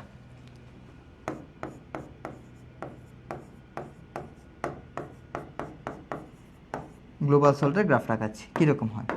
তো এই যখন ক্যালাসযুক্ত কোনো পানি থাকে তখন বিক্রিয়া দুইটা হয়, যতক্ষণ পানি থাকবে অতক্ষণ বিক্রিয়াটা হয় তাপহারী, কি বললাম, তাপহারী। যখনই পানিটা শেষ হয়ে যাবে, মানে তাপ দিতে দিতে পানিটা চলে যাবে, তখন বিক্রিয়াটা তাপ উৎপাদী হয়ে যাবে। বুঝাতে পারলাম? তাহলে এখানে দুইটা বিক্রিয়া ঘটে, একটা ঘটবে তাপ উৎপাদী বিক্রিয়া, একটা হচ্ছে তাপহারী বিক্রিয়া। তো এই যে সোডিয়াম সালফেট, আচ্ছা এখানে যে আমি টেম্পারেচারগুলো লিখি, এটা ধরো 20, এটা হচ্ছে 30, এটা হচ্ছে 40, হচ্ছে 60, এরকম থাকতে পারে। এগুলো কি টেম্পারেচার, আর এগুলো কি সলিবিলিটি, 10, 20, 30, 40, 50, 60, এখানে ধরো 100, এগুলো কি সলিবিলিটি। কেমন, একটু মনে রাখবে, এটা কি সলিউবিলিটি। আছেন কি আপনারা?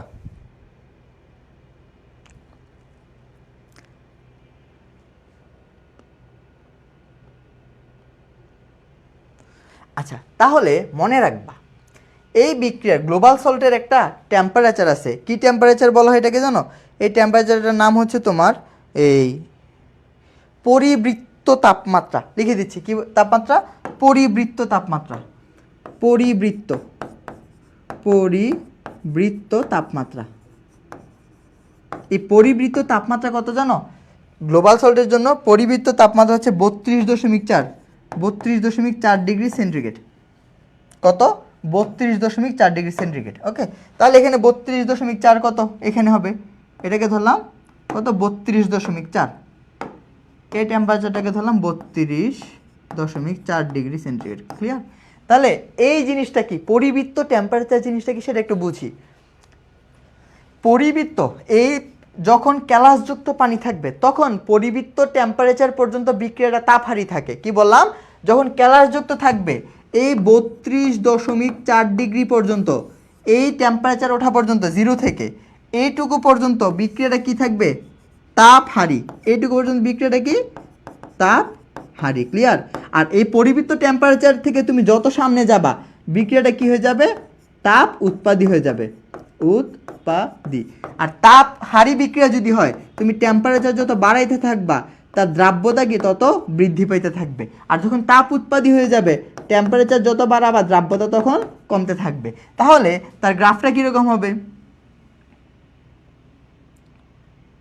তার গ্রাফটা হচ্ছে প্রথমে এরকম বাড়তে থাকবে, আর যখন এই পরিবৃত্ত টেম্পারেচার পর্যন্ত চলে আসবে, তারপরে কি তাপ যত বাড়াবা দ্রাব্যতা কমবে, তারপর গ্রাফটা আবার দ্রাব্যতা আবার কমতে থাকবে। ক্লিয়ার? গ্রাফটা হবে এরকম। গ্লোবাল সল্টের জন্য এইটুকু। আবার বলি দেখো, তাহলে এই টেম্পারেচারটাকে কি বলা হবে, পরিবৃত্ত তাপমাত্রা। ক্লিয়ার? আর গ্লোবাল সল্টের পরিবৃত্ত তাপমাত্রা হচ্ছে 32.4, আর গ্লোবাল সল্টের পরিবৃত্ত দ্রাব্যতা কত, 50। কত? 50। মনে রাখবে, এমসিকিউতে আসতে পারে। ক্লিয়ার? তাহলে আমি আবার বলি, যখন এরকম লবণগুলো থাকবে যে ক্যালাসযুক্ত পানি থাকবে, যেমন কপার সালফেট কিন্তু 5 অনু পানি, সোডিয়াম সালফেট 7 অনু পানি, এগুলোর ক্ষেত্রে এটা কার জন্য, এটা কিন্তু সোডিয়াম সালফেট কিন্তু 7 অনু পানির জন্য, গ্লোবাল সল্টের জন্য। এইগুলোর ক্ষেত্রে কি হবে, দুইটা জিনিস ঘটবে, একটা বিক্রিয়া দুইবার, মানে একটা অংশ কি হবে, তাপ উৎপাদী হবে, একটা তাপহারী হবে। প্রত্যেকটা লবণের ক্ষেত্রে এই পরিবৃত্ত টেম্পারেচার পর্যন্ত বিক্রিয়াটা কি হবে, তাপহারী হবে। তাপহারী যদি হয় তার দ্রাব্যতা আস্তে আস্তে বাড়বে টেম্পারেচার বাড়ানোর সাথে সাথে, এবং যখন তার এই ক্যালাসযুক্ত পানিটা শেষ হয়ে যাবে তখন বিক্রিয়াটা কি আবার তাপ উৎপাদী হয়ে যাবে, তখন তাপমাত্রা বাড়ানোর সাথে সাথে দ্রাব্যতা আবার কমতে থাকবে। ক্লিয়ার?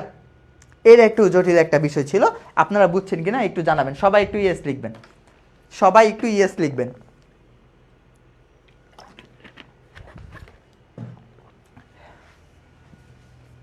তাহলে এখান থেকে আমি কি বলতে পারি বলো তো? এখান থেকে আমি বলতে পারি যদি তাপমাত্রা ইনক্রিজ করি তখন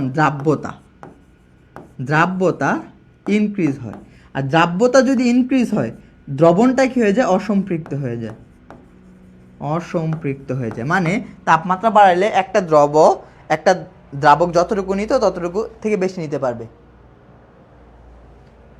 আচ্ছা, আর তাপমাত্রা যদি আমি ডিক্রিজ করি তখন তার দ্রাব্যতা কি হয়ে যাবে, কমে যাবে, আর তখন জিনিসটা কি হয়ে যাবে বলো তো, বাকি পোর্শনটা কি হয়ে যাবে, অধক্ষিপ্ত হয়ে যাবে। অধক্ষিপ্ত। আচ্ছা, একটা জিনিস খেয়াল করো, যখন তাপমাত্রা বাড়ায় দ্রবণটা কি হয়ে যায়, অসম্পৃক্ত হয়ে যায়। সেটাকে সম্পৃক্ত করতে চাইলে কি করা লাগবে, এক্সট্রা যোগ করা লাগবে, এক্সট্রা দ্রব যোগ করা লাগে। আর যখন তাপমাত্রা আমি কমাই অধক্ষিপ্ত হয়ে যাবে, তাহলে আমি কি পাবো, অধক্ষেপ পাবো। মানে কতটুকু পাবো, একটা সার্টেন অ্যামাউন্ট অফ কি অধক্ষেপ পাবো। অধক্ষেপ সরাইতে হবে, তাই না? সরাতে হবে, দ্রব কি সরাতে হবে যদি সম্পৃক্ত বানাইতে চাই। আমার কন্ডিশন হচ্ছে আমি সম্পৃক্ত বানাবো একটা দ্রবণকে। তাহলে একটা দ্রবণের তাপমাত্রা যদি বাড়ে দ্রাব্যতা বেড়ে যাবে, তখন ওই দ্রবণটা অসম্পৃক্ত হয়ে যাবে।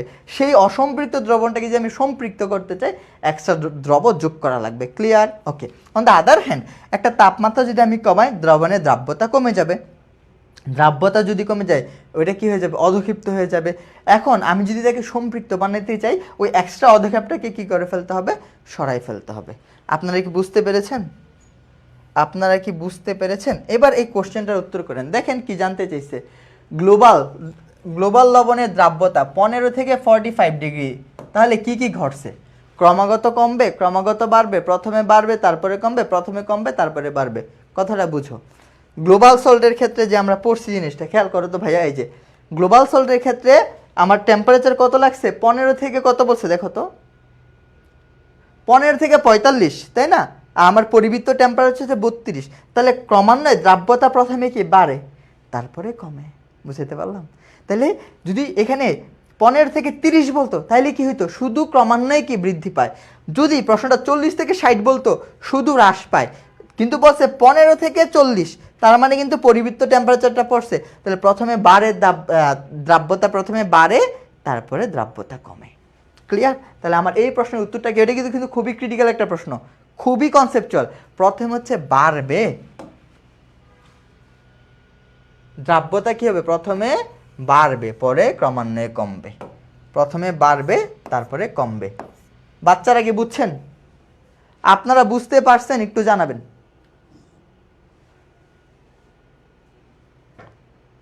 আপনারা বুঝছেন কিনা একটু জানান কষ্ট করে।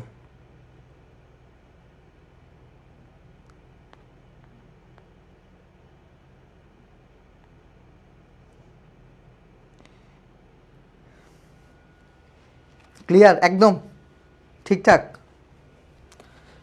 এই কনসেপ্ট জিনিস যদি না বুঝেন আমরা কিন্তু ম্যাথ ভালো করে করতে পারবো না। ওকে, এটা কি আসছে এখানে?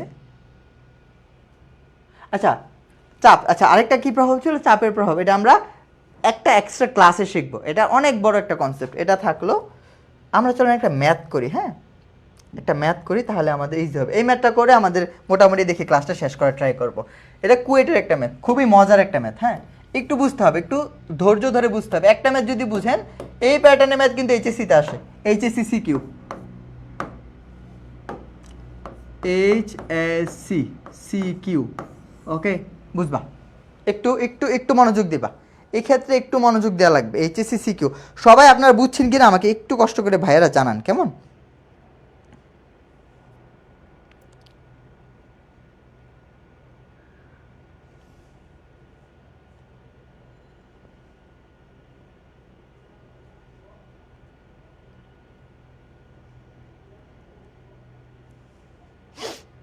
এটা একটা মাস্টার শর্টকাট দিব আপনাদেরকে।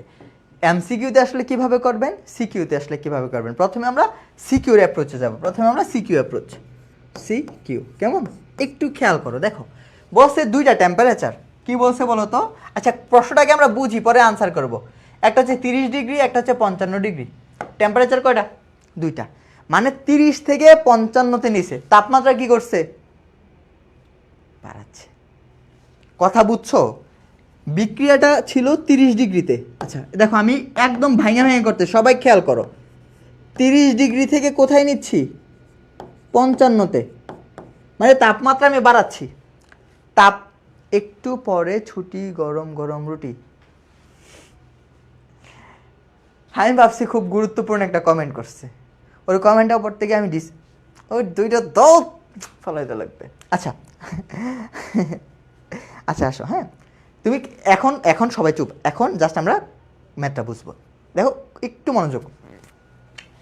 30 ডিগ্রি 55 ডিগ্রি টেম্পারেচার কি বাড়াচ্ছি। যদি তাপমাত্রা বাড়ায়, তোমাদের কি মনে আছে একটু আগে পরে আসছি, যদি তাপমাত্রা বাড়ায়, খেয়াল করো তাপমাত্রা আমি বাড়াচ্ছি, তাপমাত্রা যদি বাড়ায় দ্রাব্যতা আমার কি হয়ে যাবে? দ্রাব্যতা বেড়ে যাবে। যদি দ্রাব্যতা বেড়ে যায় দ্রবণটা কি হয়ে যাবে? অসম্পৃক্ত। অসম্পৃক্ত। যদি অসম্পৃক্ত হয়ে যায়, ওই দ্রবণটাকে যদি আমি সম্পৃক্ত করতে চাই কি করা লাগবে? এক্সট্রা পরিমাণ যোগ করা লাগে। অসম্পৃক্ততে যদি সম্পৃক্ত করতে চাই এক্সট্রা যোগ করা লাগে, এক্সট্রা অ্যাড করা লাগে। এক্সট্রা অ্যাড করা লাগে কি? দ্রব। এক্সট্রা দ্রব অ্যাড করা লাগে। তখন কি হয়ে যায়? স্যাচুরেটেড বা সম্পৃক্ত হয়ে যায়। স্যাচুরেটেড বা সম্পৃক্ত হয়ে যায়। এটুকু বুঝছেন? তখন দ্রবণটা স্যাচুরেটেড বা সম্পৃক্ত হয়ে যায়। দেখেন আপনার কোশ্চেনে কিন্তু এটাই জানতে চাইছে, আপনার কোশ্চেনও জানতে চেয়েছে সম্পৃক্ত করতে, দেখো খেয়াল করো, সম্পৃক্ত করতে আর কত গ্রাম অতিরিক্ত দ্রবের প্রয়োজন, মানে কতটুকু এক্সট্রা দেয়া লাগবে। কথা বুঝতে পারছি? কনসেপ্টটা কি দেখছো? 30 থেকে বাড়াচ্ছে। যদি উল্টা হইতো 55 থেকে 30 আসতো, তখন প্রশ্নে জানতে চাইতো কি কতটুকু অধক্ষিপ্ত হবে। একই ম্যাথ, সেম ম্যাথ, প্রসিডিউর সব সেম। ক্লিয়ার? আচ্ছা তাহলে এই দুইটা কন্ডিশন। তাহলে দেখো 30 ডিগ্রিতে কি দেওয়া আছে? একটা দ্রাব্যতা দেওয়া আছে 50, আর 55 ডিগ্রিতে আরেকটা দ্রাব্যতা দেওয়া আছে কত? 90। তাহলে আমি যদি প্রথমে 30 ডিগ্রি নিয়ে কাজ করি, আমি যদি প্রথমে 30 ডিগ্রি নিয়ে কাজ করি, চলো আমি এটা আনসারটা করা ট্রাই করি। প্রথমে আমি 30 ডিগ্রি নিয়ে কাজ করব, 30 ডিগ্রি সেন্টিগ্রেড নিয়ে কাজ করব। 30 ডিগ্রির ক্ষেত্রে তুমি খেয়াল করো ভাইয়া, 30 ডিগ্রিতে তোমার দ্রাব্যতার মান কত দেওয়া আছে? 50। তাহলে আমার ফর্মুলাটা কি ছিল? S is equal to 100 m divided by m minus m। এখানে s এর মান কত দেওয়া আছে? 30। 30 ডিগ্রিতে আমার দ্রাব্যতা কত দেওয়া আছে? এই যে 50 দেওয়া আছে। 30 ডিগ্রিতে দ্রাব্যতা কত দেওয়া আছে? 50। 50 ইজ ইকুয়াল টু 100। এখানে m এর মান তো আমি জানি না, m কে আমি ধরে নিলাম কত? x পরিমাণ আছে ধরে নিলাম। আর এখানে দ্রবণ কত আছে? দেখো কোশ্চেনে দ্রবণ কি বলা আছে? দ্রবণ এই 50 গ্রাম দ্রবণ। দেখো দ্রবণের কথাটা বলা আছে কত? 50 গ্রাম দ্রবণ। পাইছো? 50 গ্রাম দ্রবণ নিয়ে কাজ করতে বলছে। তাহলে এখানে কত হবে ভাই? 50 মাইনাস x। এটা কি দ্রাবক? বুঝলা কি ঘটনা? আমি যদি না বুঝো তাও এখানে লিখে দিচ্ছি। দেখো এখানে দ্রব কত ধরলাম? x ধরলাম। আর দ্রবণ কত? দ্রবণ হচ্ছে আমার 50। দ্রবণ কত? 50। তাহলে দ্রাবক কত হবে? দ্রাবক কত হবে? 50 মাইনাস x। ক্লিয়ার? এই 50 মাইনাস x লিখছি। এইটুকু তো বুঝছো আশা করি। যদি বুঝে থাকো, এখন কি এখানে আমরা সিম্পলিফাই করতে পারবো না? সিম্পলিফাই করে আমরা x এর মান বের করতে পারবো না? পারবো তো। কীভাবে? এই যে 100x is equal two 50 into 50 minus 50x। Clear? তাহলে এটা এই পাশে চলে আসবে প্লাসের হয়ে, তাহলে কী হবে? 150x। 150x is equal two হবে 50 ইন্টু 50, তাই তো? আর আমরা যদি শুধু x এর মান বের করি, তাহলে x এর মানটা কী হবে ভাই? 50 ইন্টু 50 ডিভাইডেড বাই 150। দেখো কাটাকাটি করো, 3 দিয়ে 50 কাটো, কত আসে? একটু ভাইকে জানো, ক্যালকুলেটারটা চেপে ভাইকে একটু জানো কত আসবে। ক্যালকুলেটার চেপে ভাইকে জানো 33.33 কি? সরি কত আসে? x এর মান 16.67। 16.67 একটু করে আমাকে জানো। হ্যাঁ 16.67 গ্রাম। এটা কি আসছে? এটা কার পরিমাণ? এক্সের মান, এক্সকে কী ধরছিলাম? দ্রব। তাহলে এটা হচ্ছে আমার দ্রব, এটা হচ্ছে আমার দ্রব, এটা হচ্ছে আমার দ্রব। ক্লিয়ার? ক্লিয়ার? ক্লিয়ার? ওই 0.16 গই পাইছে গাধা, উপরের তো কত 50 আর নিচে 3, 0 পয়েন্ট কেন হবে? ওরে বেকুব নেই করে থাপড়া দিয়ে একটা, নাম কি? সিফাত ইসলাম। আমাদের ভুল করছেন ভাইয়া, উপরে কত 50 × 50 ডিভাইডেড বাই 150, ভাগ করেন দেখেন কত আসে। আচ্ছা আমি দ্রব পেয়ে গেছি, চাইলে কি আমি দ্রাবক বের করতে পারবো না? হ্যাঁ পারবো। দ্রাবক, দ্রাবক কত হবে? 50 মাইনাস 16.67। ক্লিয়ার? তাহলে এটাকে যদি আমি বিয়োগ করি, এখানে কত আসবে? এখানে কত আসবে ভাইয়া? বিয়োগ করো তো। আসবে হচ্ছে আমার 33.33, 33.33 গ্রাম। আমি কিন্তু দ্রাবকও পেয়ে গেছি, দেখছো? আমি কিন্তু দ্রাবকের পরিমাণটাও পেয়ে গেছি। বুঝাতে পারলাম? ওকে, তাহলে আমার 30 ডিগ্রিতে, আমার 30 ডিগ্রিতে দ্রব এখানে কতটুকু আছে? 30 ডিগ্রিতে আমার 30 ডিগ্রিতে দ্রব আছে কতটুকু ভাইয়া? এই যে এইটুকু, 16 এত গ্রাম দ্রব এখানে আছে। কিন্তু এই সেম জিনিসটাকে যদি আমি 55 ডিগ্রিতে ঘটাই তখন কি হবে? চলো 55 ডিগ্রি, এবার আমরা 55 ডিগ্রি নিয়ে কথা বলবো। যারা ঘাবড়াচ্ছ এটা মানে 2 সেকেন্ডে করাই দিব, শর্টকাটে 2 সেকেন্ডে, জাস্ট একটু ধৈর্য ধরে থাকো। আচ্ছা দেখো, যদি 55 ডিগ্রিতে বিক্রিয়াটা ঘটে, 55 ডিগ্রিতে কত দ্রাব্যতা দেওয়া আছে? কত? 90। খেয়াল করছো? 55-এ দ্রাব্যতা দেওয়া আছে কত? 90। তাহলে সেম প্রসিডিউর কি হবে ভাইয়া?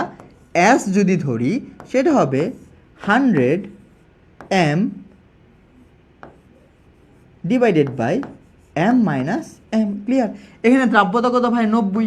পাইছো? তাহলে কি হবে? 90 ইজ ইকুয়াল টু, আমি তো m এর মান জানি না, m তো বের করব। তো ধরি, এখানে ধরে নিই দ্রাব্যতাকে, ধরি দ্রব কত? দ্রব y ধরলাম, দ্রব y। তাহলে কি হবে? 100y ডিভাইডেড বাই এই যে দ্রাবক, দ্রাবক কত? দ্রাবক কি চেঞ্জ হবে? ওইটা নিয়েই তো কাজ করতেছি। দ্রাবক এখানে কত বের করছি? এই যে দ্রাবক দেখো কত? 33.33। তাহলে দ্রাবকের পরিমাণ কত বসাবো ভাইয়া? 33.33। ক্লিয়ার? তাহলে এখান থেকে যদি আমি ওয়াইয়ের মানটা বের করি, ওয়াইয়ের মানটা যদি সিম্পলিফাই করে বের করি কত আসে দেখো তো? আমি যে ওয়াইয়ের মানটা বের করি, ওয়াইয়ের মানটা আসে হচ্ছে তোমার 29.99। কত? 29.99 গ্রাম, 29.99 গ্রাম। এটা কি? এই টেম্পারেচারে কি দ্রব? এটা কার মান? দ্রবের মান। দ্রব, এইটুকু দ্রব আছে কোথায়? এইটুকু দ্রব লাগবে। যদি দ্রবণটাকে আমি সম্পৃক্ত করতে চাই, 55 ডিগ্রিতে সম্পৃক্ত করতে চাই, এখানে এতটুকু কি লাগবে? দ্রব লাগবে। তাহলে এখানে ছিল কত? এত গ্রাম। লাগবে কত? এত গ্রাম। তাহলে আমাকে কতটুকু মিশাইতে হবে? মিশাইতে হবে কতটুকু, বা এক্সট্রা অ্যাড করতে হবে কতটুকু? খেয়াল করো, এক্সট্রা অ্যাড করতে হবে কতটুকু? এক্সট্রা অ্যাড করতে হবে কতটুকু সেটা বের করি। তাহলে এক্সট্রা অ্যাড,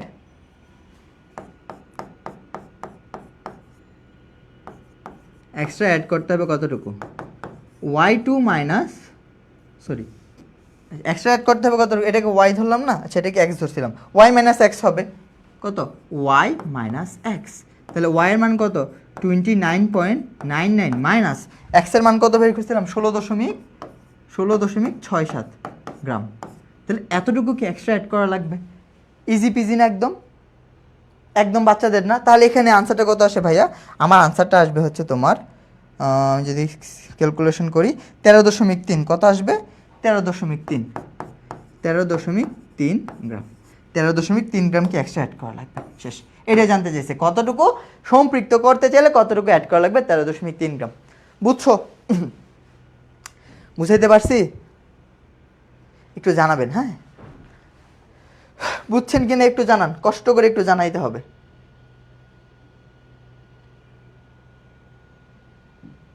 সবাই বুঝছো কিনা একটু জানো। আমরা হচ্ছে এটার একটা অল্টারনেটিভ ম্যাথ দেখবো, অল্টারনেটিভ কীভাবে করা যায়। আজকের ক্লাসে এ পর্যন্ত থাকবে, ওটার অল্টারনেটিভ পার্টটা দেখবো, হ্যাঁ তারপর আমাদের ক্লাস শেষ হয়ে যাবে। ঘাবড়ানোর কিছু নেই, অল্টারনেটিভটা অবশ্যই দেখবো। এটা বুঝছো কিনা একটু জানো, এটা বুঝছো কিনা? সবাই ইয়েস লিখতে হবে, নাহলে মানে শর্টকাট দেখাবো না। 1 সেকেন্ডে করা যায় এরকম একটা শর্টকাট আছে, এত বড় একটা ম্যাথ সিকিউতে আসলে এইভাবে করবা। কিন্তু তোমরা যদি বোর্ড কোশ্চেন দেখো, আই থিঙ্ক ঢাকা বোর্ডে 23 বা 24-এর দিকে এরকম একটা ম্যাথ আসছিল।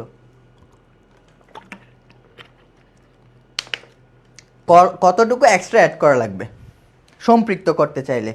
সবাই ইয়েস লিখো। এখন শর্টকাটটা দেখাই দিব, হ্যাঁ? যদি কেউ ইয়েস না লিখো শর্টকাট দেখাবো না। Same math. ক্লিয়ার। তাহলে ঘটনাটা কি দেখো, দুইটা টেম্পারেচার, একটা কম থেকে বেশি। যদি উল্টা হইতো, বেশি থেকে কমে আসতো, তখন কি হইতো? অধক্ষিপ্ত হইতো। সেমভাবে বের করতাম, এটাকে কি বলতাম? এইটুকু অধক্ষিপ্ত হবে। আর এই ম্যাথটা হচ্ছে কম টেম্পারেচার থেকে বেশিতে গেছে, তাহলে এক্সট্রা যোগ করা লাগবে। কনসেপ্টটা কিন্তু আগে পড়াইছি। সবাই ইয়েস লিখো, যারা ইয়েস লিখবা না তাদের শর্টকাট দেখাবো না, কিন্তু সবাইটাই তো দেখাচ্ছি, বলে লাভ আছে। আচ্ছা, শর্টকাট দেখো, সেম মেথড। শর্টকাটটা হচ্ছে এটা মনে রাখবা, শর্টকাট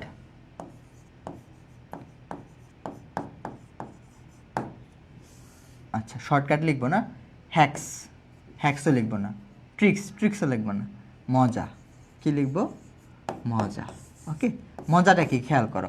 এটা কার কার জন্য অ্যাপ্লাই করবা? MCQ plus admission, not CQ. কেমন? তাহলে কতটুকু অ্যাড করা লাগবে দেখো, অধক্ষিপ্ত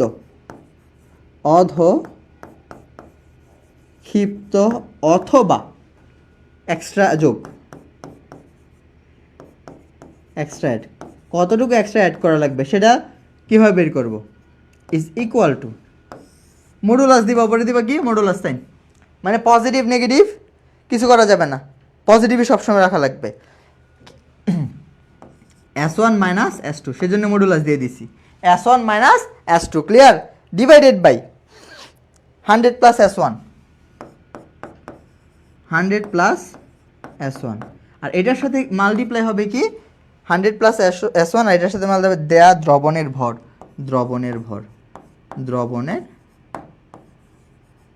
শেষ। এই শর্টকাটটা মনে রাখবা। কি বললাম? S1 minus S2 100 plus S1 into, কি বললাম? একজন লিখছে, অনেকগুলো ক্লিয়ার লিখছে। আচ্ছা, তাহলে আমরা যদি অ্যাপ্লাই করি, খেয়াল করো ভাইয়া, এই ম্যাথে S1 কত ছিল? 50। S2 কত ছিল? 90। লিখতেছি, হ্যাঁ? দেখো, এই ম্যাথে S1 মানে প্রথম দ্রাব্যতা কত ছিল? প্রথম দ্রাব্যতা S1 কত ছিল? 50। S2 কত ছিল? 90। পাইছো কি? দেখো, এই যে S1 S2, ক্লিয়ার? ভর কত দেওয়া আছে? দ্রবণের ভর 50, দ্রবণের ভর M, বড় M কত দেওয়া আছে? 50, ক্লিয়ার? 50। শেষ। অ্যাপ্লাই করি, দেখো S1 কত? 50 মাইনাস S2 কত? 90। এই মডুলাস সাইন, মানে নেগেটিভ আসবে না, শুধু পজিটিভটা আসবে। ডিভাইডেড বাই 100 প্লাস S1 কত? 50, ক্লিয়ার? ইন্টু দ্রবণের ভর কত? 50। তাহলে আলটিমেটলি এখানে কত আসবে? 50 থেকে 90 থেকে 50 চলে গেল 40। বললাম পজিটিভ আসবে, তাই তো? যেহেতু মডুলাস সাইন দিছি। নিচে হচ্ছে 150 ইন্টু 50, কাটাকাটি করো, 50 দিয়ে কাটলে 3 দিয়ে যদি 40 কাটো কত আসবে? 13 কত যেন আসছিল উত্তরটা আমাদের? 13.3। আনসার করে দেখো, 13.3 গ্রাম। শেষ। মজা না? বড় মজা, বুঝছো? দেখছো, এটা জানলে 1 সেকেন্ডে শেষ। বুঝতে পারছেন?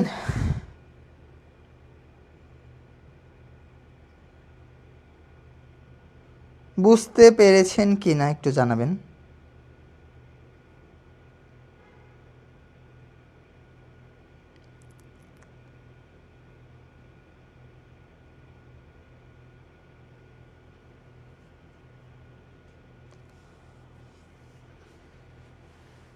এখন যদি না জানান আপনারা যে বুঝছেন না, দাঁত খুইলা একদম রাস্তায় ফেলাই দেওয়া লাগবে, বিক্ষুব্ধ। আচ্ছা, আমরা হচ্ছে দ্রাব্যতার একদম বেসিক যে পার্টটা আছে সেই পার্টটা হচ্ছে শেষ করছি, কেমন? নেক্সট দিন থেকে আমরা হচ্ছে অধক্ষেপ পড়বে কি পড়বে না সেই পার্টটা দেখব, পাশাপাশি আয়ন শনাক্তকরণ দেখব। আর 2টা ক্লাসের মধ্যে তো শেষ করার টার্গেট, ইনশাল্লাহ 2টা ক্লাসে আপনাদের বাকি পার্টটা শেষ করে দেবো, কেমন? আর আপনাদের একটা কথা হচ্ছে, যারা আমার ক্লাস এখন করেছেন, যদি ক্লাস ভালো লেগে থাকে, যদি জানি না ভালো লাগছে কিনা, আপনারা এইখানে হচ্ছে কি করবেন? ওই কী বলে যেন এটাকে, ওই রিভিউ পোস্ট করতে পারেন। হ্যাঁ, রিভিউ পোস্ট করতে পারেন, এবং যে হোমওয়ার্কসটা দিছি ওই হোমওয়ার্কসের আবার পোস্ট করতে পারেন। আর আপনারা যদি রিভিউ পোস্ট করেন অবশ্যই আমার মেনশন দিন, নাহলে তো আমি দেখি না আপনারা যে পোস্ট করেন কি করেন না, খুঁজে তো আর বের করা যায় না। কেমন, বুঝতে পেরেছেন সবাই? আশা করি যে এখানে আপনারা রিভিউ পোস্ট করবেন ক্লাস কেমন লেগেছে। কেমন, আর ভুলেও ওই আরেকটা কথা, যাদেরকে পচাইছি কী কিনে যেন নাম, তানহা ইসলাম, পর আরেকজনের নাম কী ছিল, সিফাত নাকি আবির, কি ভুলে গেলাম। আচ্ছা, ওরা কিন্তু মাইন্ড করে, আর ওদেরকে আবার এগুলো নিয়ে খোঁচানো যাবে না। হ্যাঁ, এগুলা জোকসের পার্ট, ক্লাসের একটা অংশ, এগুলা নিয়ে খোঁচাখুচি করা যাবে না। ওকে, ঠিক আছে। আর বাইরে পচানোর জন্য আবার ওই ঘোড়ার ডিমের রিল, ওই কী যেন বলো এটা, গল্প দিয়ে রিল বানায়েন না। একবার কত কী জানি হয়েছিল, একবার কি একটা এরকম গল্প বলছিলাম, কত পেয়েছে 24-এ আই থিঙ্ক এডমিশনে, ওই ফাজিল ব্যাটা কী করছে, ওইটারে কাইডা এই রিল রিল বানায় আবার ওই আমাদের ওই অফিসিয়াল গ্রুপে দিছিল, মানে পুরা তো কট খেয়ে গেলাম। হ্যাঁ, ক্লাসের মধ্যে কি বলছি। আচ্ছা ঠিক আছে, সকলে ভালো থাকো, সুস্থ থাকো, তোমাদেরকে আমি স্লাইড দিয়ে দিব এখনই। ওই পর্যন্ত সকলের, মানে নেক্সট ক্লাসে রবিবারে দেখা হবে তোমাদের সাথে। হ্যাঁ, আর তোমাদের কী ক্লাস ভুলে যাই গোড়ার ডিম, এইচএসসি 28-এর ফাউন্ডেশন কোর্স, তাই না? এইচএসসি সি 28, তেজস্ক্রিয় 28,